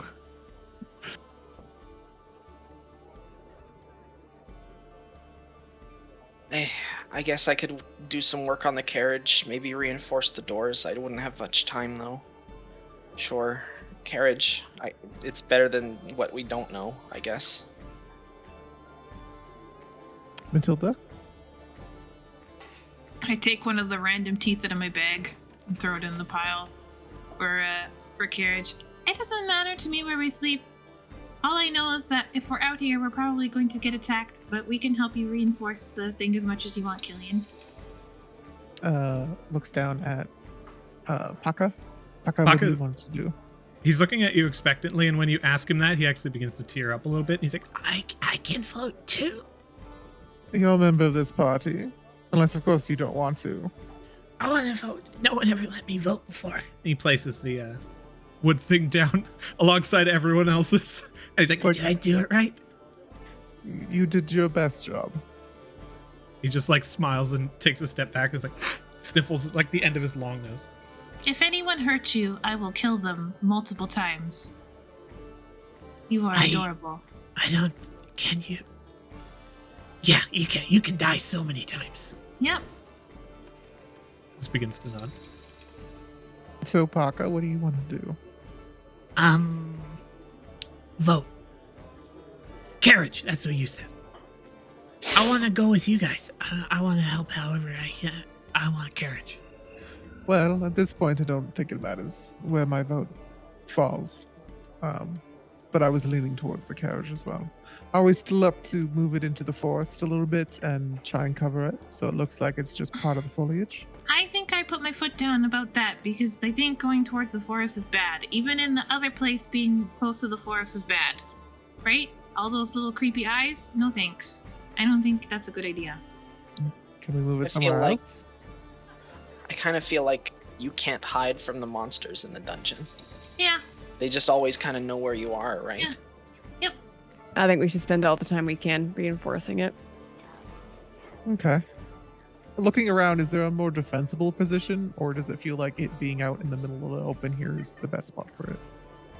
You see that down the western pathway, the kind of wooden fences give way to more stone ones, akin to how you see on the right. And it kind of, as it is raised, these farmlands flanking the pathway are lowered about 10 feet.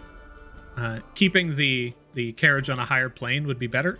Pushing down this way a ways, the farms eventually give out to open space. You would have a better vantage point, but there's nowhere necessarily, aside from putting it like within a forest, that would provide you cover in any Is there a direction. way to put the back door, because there's doors on either side of the carriage, putting one door against the stone fence so that there's only one entrance?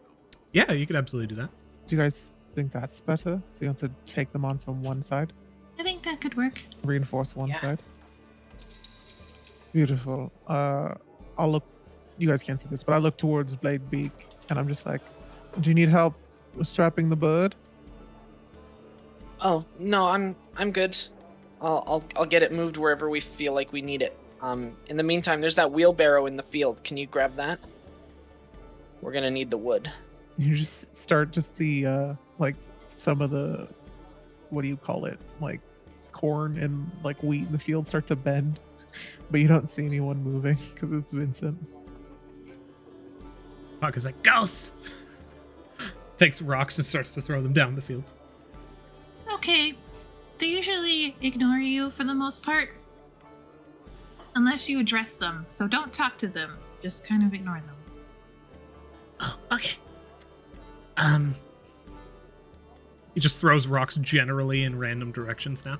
That's better. No ghosts. Okay, nice. As the carriage is kind of placed off to the other side. Let me actually delete that and bring in a better one. You begin attempting to make the carriage more defensible. Go ahead and make a... Do you have woodworker's tools proficiency? I do not, unfortunately. It's you one have of the your- only ones I don't have.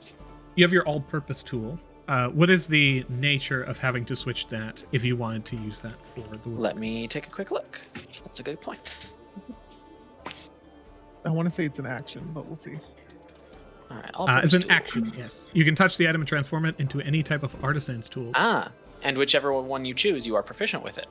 Indeed. Neat. You cannot use the property again until the next dawn. But as basically like this little tool, it just unfolds and kind of like clicks itself into place to become a facsimile of the tool itself. And because you are using this, you're proficient.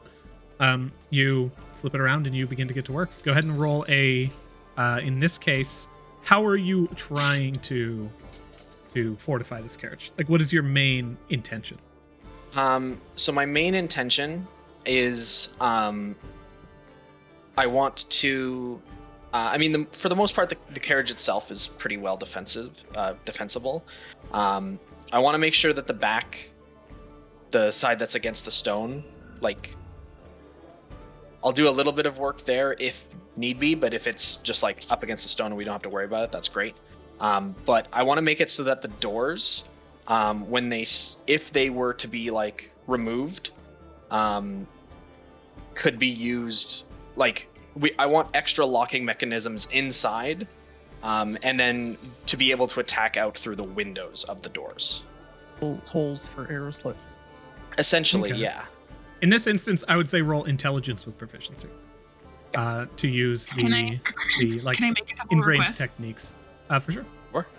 I would like to make a very, very basic hatch on the top, just so, or something that we could poke our head out and do our watches through, so we're not having to exit the carriage like a crazy amount. I don't know if that's a possibility, and then we could put like a. Sorry, I was gonna say the top is like solid, thick wood, like 2 pieces. Well, Vincent has a mirror, so even if we have like the doors at the side and like we can unhook the reinforcements and then like shove the stick out and we like find a way to tie the mirror to the stick so we can use it to like. It's just a plate, but I shined it. Do you mean we can still see out? There's windows. Yeah, but I mean like we don't want it to be like crazy obvious that. I don't know. I'm just trying to think of like ways.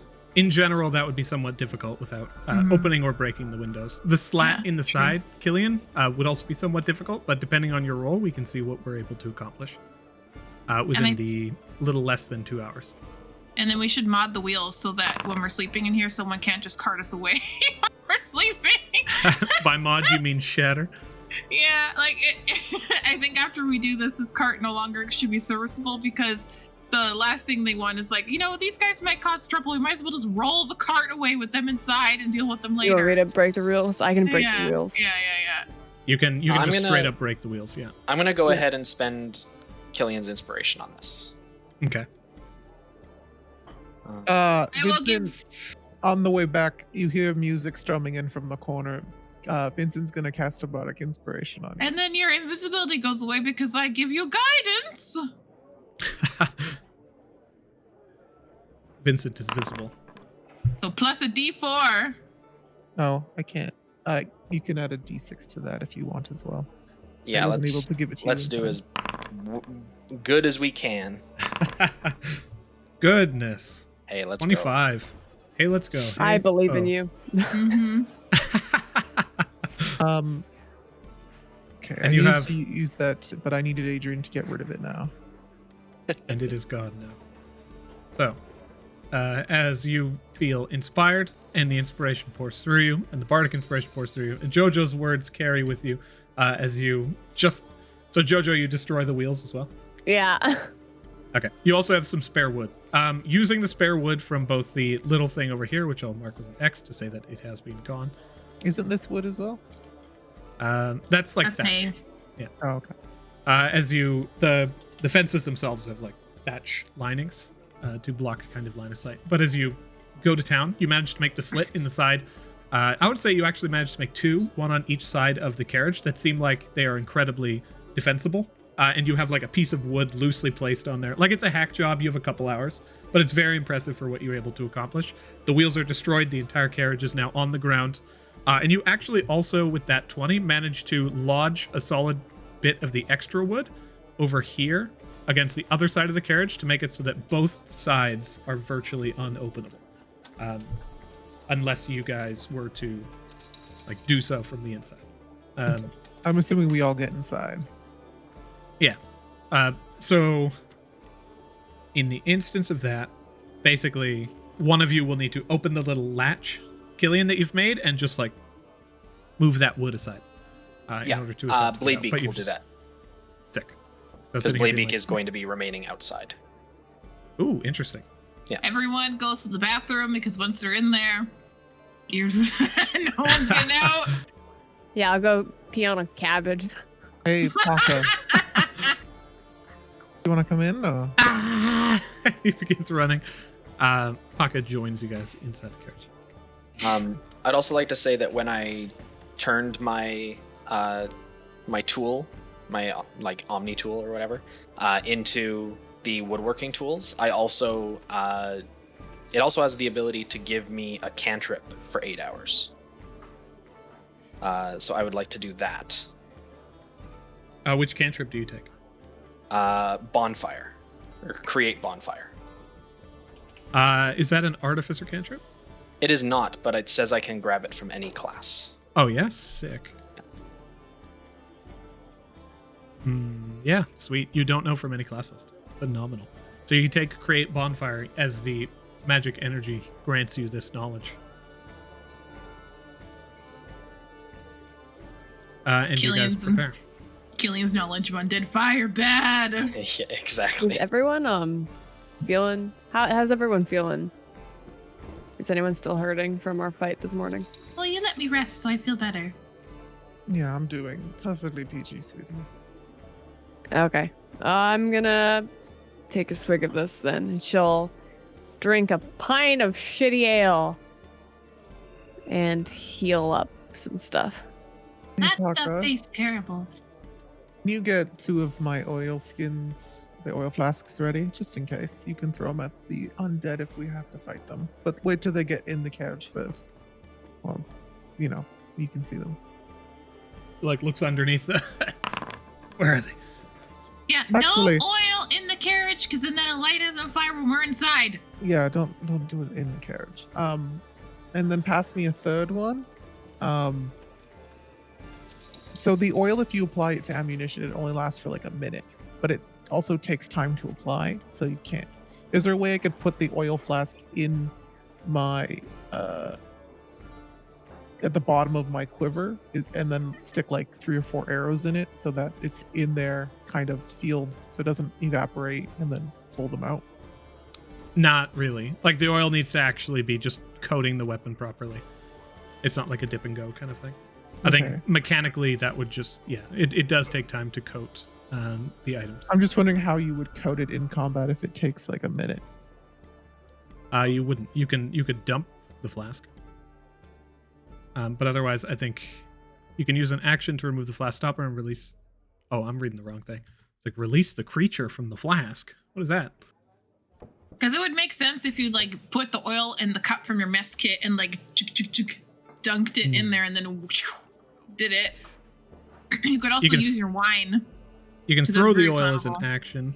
action. Takes fire damage. 5 additional fire damage from the burning oil. You can pour the flask on the ground. If it is lit, the oil burns for 2 rounds, deals 5 fire damage to any creature. It just says if the target takes any fire damage before the oil dries. It says the oil dries after 1 minute. Okay, so yeah, there isn't actually anything on here about it taking a minute to apply. I think I was thinking of the poisons. It doesn't necessarily say you can apply it at all. Yeah. I think this is just a flask that you throw at someone. Okay. We'll just do that. As the sun is setting, I want Bladebeak to collect 3 small stones for me, so that I can use magical tinkering to make them shed bright light for 5 feet, and then a dim light for 5 others. And I just want to place them at like in the fields, essentially, where we think that we might need to be able to like shoot at targets, because Matilda doesn't have dark vision. Okay. So you're throwing, that's 20 and 20. Vincent, I will say in the case of this oil, I think it's totally cool that you can coat oil. I'd say it takes 1 minute, and you can put 20 pieces of normal ammunition in a similar fashion to normal oil. I think it's thick, it coats it, but basically you'll need to like light your arrow and fire it. It can potentially be a fire arrow. I think it's how this should be, because it feels like you should be able to do it. But if it takes a minute to coat and it only lasts for a minute, in combat I need to spend 10 rounds lighting it before I use it. I would say it takes a minute to coat them and it lasts an hour. Okay. We have no idea during this long rest when these guys will come, so Okay. I will wait. For future reference. And then you toss the lights out to the side as the evening begins to bear down upon you. Sun begins to set, and as the shadows grow long over you, you see the brilliant sun setting over the forest that kind of encircles this entire area off into the horizon.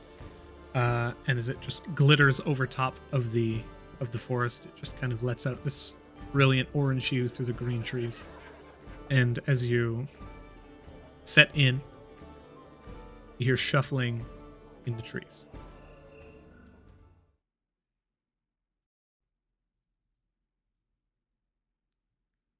in the distance, the front of the carriage has a little flap, like pre-built in, that you can close and lock. So as you pop it open and you take a look out into the distance, who can currently see this? Bless you. I just wanted to know, Paka and Matilda are not in the carriage, so I just want to know if that's supposed to be like that. Paka's in the carriage. I don't see him anymore. No, I was supposed to be in there. Maybe I need to put you all at... In my mind, I was, so it doesn't really help you guys with the board. Paka was there until you turned the lights off, and now he's gone. There. Okay. I can't see. One way or the other. At current, you are sitting here. Here, if I move Paka over here, can you see him? Now I Yeah. can see him. Yeah. Weird. Bring it back. As you all look out into the distance, you begin to hear shuffling. Bladebeak can see the source of this shuffling. The little boy has made his way down from the tree and has begun to move in. In the distance, you see the light of torches igniting within the village, and those torches conglomerate.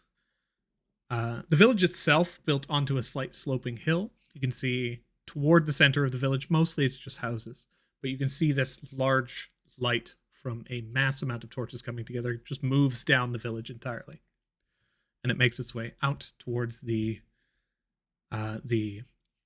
entryway to the village, and these people begin to spread out in various different directions. The Do they boy, look like villagers or zombies? they're all you can see is the light from the torches. They're hundreds Okay. of feet away, and as they all begin to spread out in various different directions, eventually some begin to make their way down here. Take some time. You prepare. Looking through the small slits that you've made, it's very difficult to manage to see everything as they are no longer in the distance. They begin to come closer and closer to your location, and the boy hesitates. Everybody roll perception with disadvantage except for Bladebeak, who can just roll perception.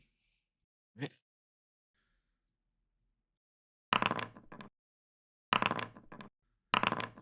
Dual nat You 20. just rolled dual natural 20s. Phenomenal. Damn! Vincent's like, I got did. this, guys. I did roll well, but then I got a 4. I rolled a 17 and a 1. And then Bladebeak as well. But in this Bladebeak rolled a instance, 14. oh, I see it. Vincent and Bladebeak, as the people siphon off and begin to move in towards your guys' current location, you see there is 2 incredibly well-dressed individuals, lit by torchlight as they are moving in, and they're surrounded and flanked by about 12 villagers.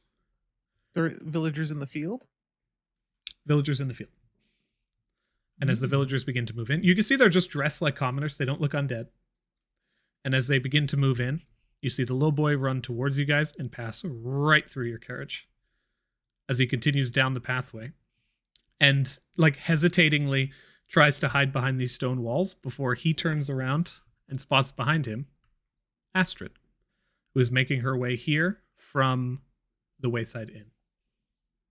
She approaches. And she begins to speak to him in a language you do not recognize. As the 2 of them begin to converse. Can I into based off of their body language? Is it a good conversation? Is this bad? Are they arguing? You may roll insight.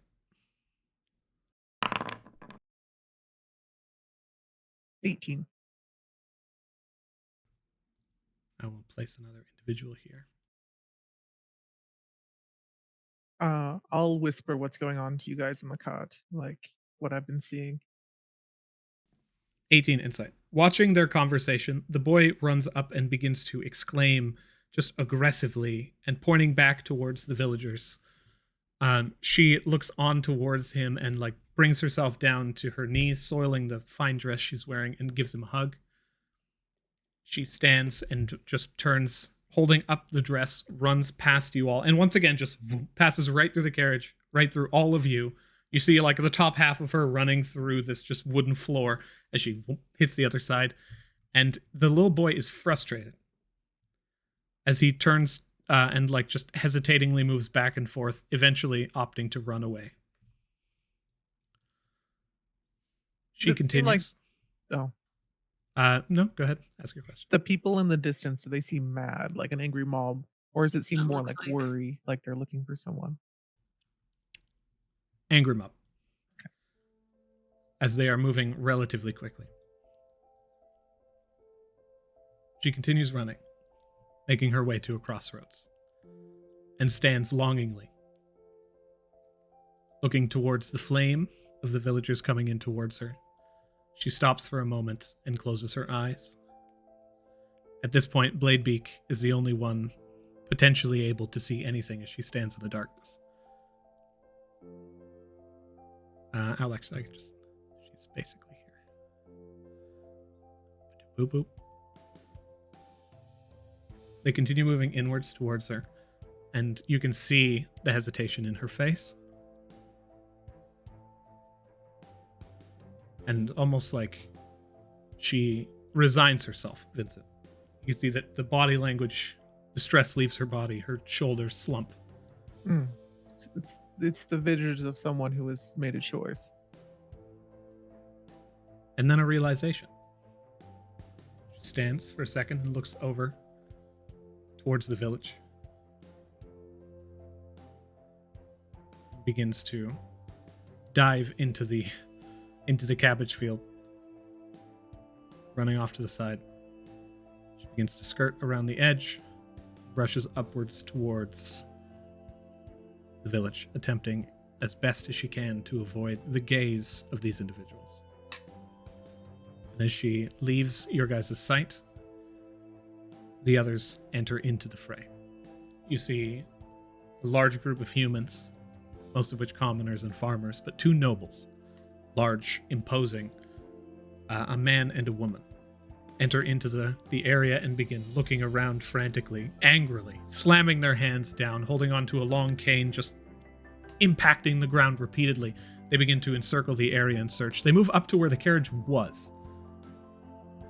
And then they begin to, like, you see them take a few steps up into the open air and begin to move around, throwing nothing around as though playing a part. And then they leave the carriage, shaking their heads. They begin to glance around. And then as they spot the carriage, they kind of freeze. Uh-oh. I need all of you to roll 1d100. Including Bladebeak or not?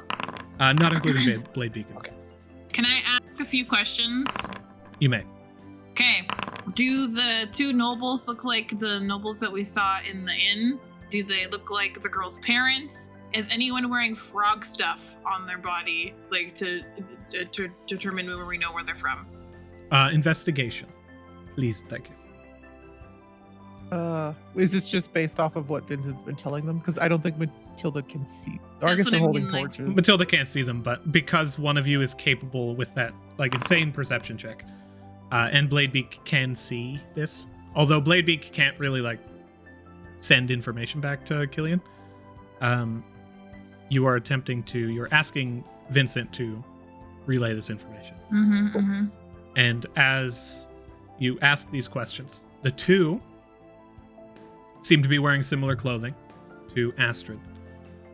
Just in They like seem to be- they're both nobles as well, right? They're both nobles. They do not look like nobles that you had seen at the inn down the way. And in the way that they are moving in this frustration, they do seem to be somehow related to Astrid in this story. As though they were here looking for the boy or her. As the boy has run off, they look down towards your guys' carriage, and as though they're like frozen. Like you're literally seeing the program rewriting itself. They break away and begin to move off to the north, screaming out obscenities in a language you do not recognize. The boy skirting around the edges. No frog imagery that you can see. Like moves along the outer edge of the stone pathway and looks as the villagers recede, and then he just drops himself down, places his head against the stone wall, and stares up into the starry night.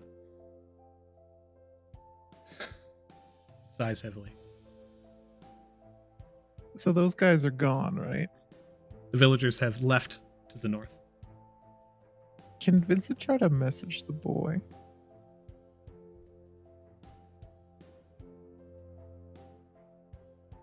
What do you say?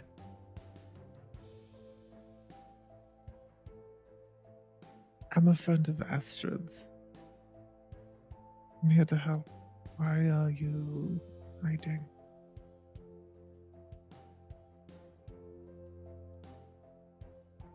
Almost like a feedback as you send this message. This individual in this vulnerable state, and that strange happening with the villagers almost looking on to see something that should not have been there, interacting with something that was not there. As you send this message to the boy, roll a d20.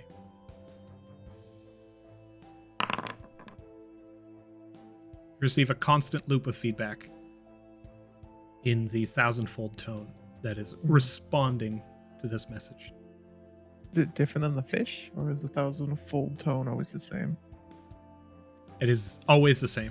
It is a series of roughly 3,000 notes that are constantly sent back to you in sequence. The boy is definitely some sort of thing of the dungeon. It's nothing in his mind but noise, like the rest of them. Seems like Astrid knows the way to get into the village. She went up that way, right? Yeah, I'm wondering if we should go after her. Right now or in the morning? Well, when the villagers are in the fields, it's supposed to be safe, is it not? Ah. Oh.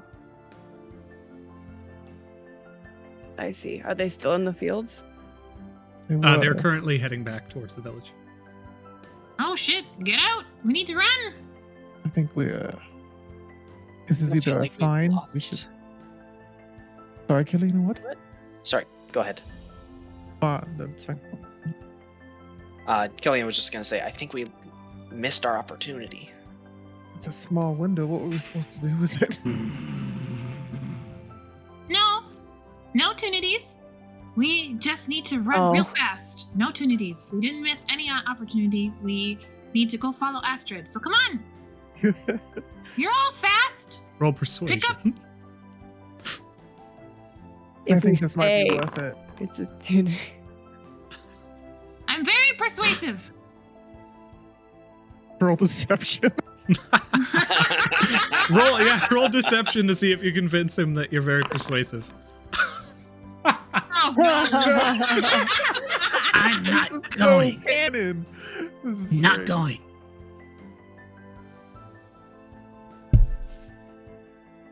Paco, would you do it for me, please? I remember I need to paint your fish yellow still. We can't just send Pack out alone. No, we'd all go, sweetie. Just want to make sure he comes with us. He doesn't want to come with us. Your persuasion is a minimum 16 always, right? Yes. Even with disadvantage. Yes. Silver Tongue activates if you have disadvantage. Just if I roll the check at all. Okay. He's just... I'll protect you all from the tunities. Thanks, Yes. Paco. Okay. Can we have this heartwarming moment while we're running? Come on, let's go. We kind of like, Kelly, if you don't want to, I'm not going to force you, but Oh, I'm going with everyone else. I just let it be known on the record if we survive this, I think this is a bad idea. And she unhinges the door, like does a couple like little latches and like shifts a piece of wood, and then pushes open the like. It's like when you park too close to another car. Like it's just Yeah. the door Stop, kind let of me opens, stop. but not quite. Go You have to ahead. like squeeze in Oh, sideways. Killian, bad ideas are the way progress is made. They don't put a sign up to tell people not to walk there until someone dies. Let's go. run off. I feel like there's a lot of conflicting information in that statement. But I like it. As you all... don't know. No, you don't know I get you. something's a bad idea until someone gets hurt. As you all begin to shuffle around the side and head up the pathway, following after Astrid, you... I'll take one last glance at the boy. What was he doing? Oh, neat. As he laid with his head kind of like back against the wall, you stop and look, and you just see him grab a stone and frustratedly slam it into the ground. Looking over and seeing the villagers well on their way toward the village, he slowly kind of begins to follow sullenly Okay. down the main pathway, but keeping like well away from the villagers so that they don't manage to spot him. Yeah. As you all circle around the side pathway, I will need you all to roll survival to attempt to track Astrid running through this forest. And Matilda, you are blind. Well, she can cast light on herself, but the radius is only going to be like 10 feet or whatever it is in front of her. Vincent's going to try and do Would not be something. stealthy if she did that. I don't think she should cast light on herself. Okay. Who's leading the charge? I want to cast guidance on them. I think Vincent has the best in this regards. So you could do that if you want to double up, or you can put it on someone else. I'm going to look at my ring. Is there anything that I think could help towards this? Is it responding to Astrid at all, or no? You hold the ring in your hand, and as you are running down the pathway... Okay, you're wearing the ring on your hand, rather. And as you're running down the pathway, it doesn't seem to be responding or like yearning or anything. The ring itself, as you have retrieved it, you have noticed that sometimes people react to it, but it has not done anything out of the ordinary that a ring would not do. And you're going to guidance me, right? Yee! Cool. Okay. 22. Killian and Vincent rushing forward. Jojo, it's dark. You're not necessarily accustomed. You've to running through farm fields or forests or tracking individuals. But as you all continue to move in a group together, you manage to find in the distance this faintest flicker of a ghostly white, and spotting the fluttering of her long, now dirt-stained dress, you begin to chase after Astrid. Finding her off in the distance, you make your way up towards the city walls, where you find this just stone patch leading over a large kind of mossy section, hundreds of feet off to the side from the main gate. This just bush that's been inlaid, and she approaches it, grabs, begins to move as though the bush itself will move, but nothing happens, and then she ducks underneath and begins to scurry to a small hole. Do the same thing she's doing. Yeah, you grab the bush and you actually shuffle and move it aside, and you can see it's loose. It's just been placed there. Covers this small hole that amounted to a small sewer hatch. And you begin to siphon down. I was holding your tail, Vincent, while we were running, which is why I was able to cast guidance, because I had to touch you. It's like my little... It's sensitive, it's my darling, little, but my little hold guide on, I thing. guess. Yeah. Does she like crouch down in like a stealthy kind of mode now when she goes through that hole? She went through the hole and has kind of gone down now. You see that she exits out into this thin kind of stone sluice and a pathway for an archaic sewer system. Or a water transport system, rather. If we go stealthy, we'll be able to keep up, or do we gotta sprint? She herself is moving quite slowly. Okay. Everyone should be stealthy is basically what I tell them. You begin to siphon through, and as she makes her way through, she finds a small hatch and just begins to lift it up, throwing it off to the side. Again, everything she's interacting with, she's almost ghosting it. Like her hands move through it, it remains solid, and then she just passes through it as though it was moved. Yeah, we'll follow the same. Go ahead and roll stealth. Do you want to do the group check, or? Let me see if... No, everyone could just roll a ninja stealth check. Cool. I'd recommend throwing a guidance up on Killian. All right, I touch Killian. I would say make sure someone else succeeds so that I'm the only one that fails. Well, no. Fail less.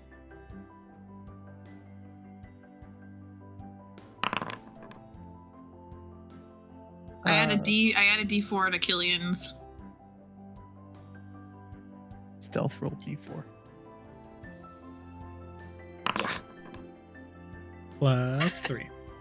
You lift the grate quiet as you can, shuffle it off to the side, and when you peek your head up and out, you see Astrid running straight, rounding the corner as I bring you guys into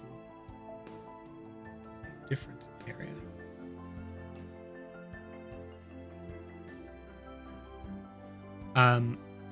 Actually, to specify, I apologize for a slight bit of weirdness here. You pass through the water filtration or water transport system. Looking up, you see that grate. You lift it up and you toss it off to the side. You find yourself in a well. As you lift yourself up out of this area and you push the well out of the way, you find yourselves here. I will go ahead and just delete you and place you again. Pushing yourself through, you enter into this village, passing through ways that you had previously not seen, rather. You all enter in. Oh, you. And as you do so, you round the corner and you see a creature staring directly at you. It looks at you, this just sack of flesh. You see like the inner lining of just this skin that almost looks as though it has been torn off of a body itself as it slowly just... It's like begins to siphon its way down the pathway, screaming out loud as it spots you, and it begins to just move closer and closer, screaming out as you can hear in the distance, and the sound of shambling footsteps begin to move in towards you. And that is where we will end today's session. Oh, my specialty, dead bodies! Yo, those were some heinously bad stealth checks, you Oh, guys. right? Reveal them. Round the clock. The reveal doesn't work. You, Vincent, 5. Bladebeak, 3. Matilda, 5. Killian, 3. You guys were just like, be quiet, be quiet, be quiet. Firecrackers! What was JoJo's? One? Yeah, you rolled a 1. You rolled nat 1 for a total of 5. JoJo's, where was JoJo's? 6. Nice. Wow. Natural really? 5 plus 1. These guys are Oh, so like, Heinously bad. stealth missions never work in group formats. I mean, it might have. In this One instance, guy that get was past some without a bad. trace. This is why that one thing once a day that Tara could do was dope as fuck. The pass without a trace was Yeah. great. Yeah, Thank you all. This is good. Yeah, God, it was good. Thank you all so much for watching at home. And can't wait to see you next time in the Dragonleaf. See you. Bye, everybody. Bye. Bye.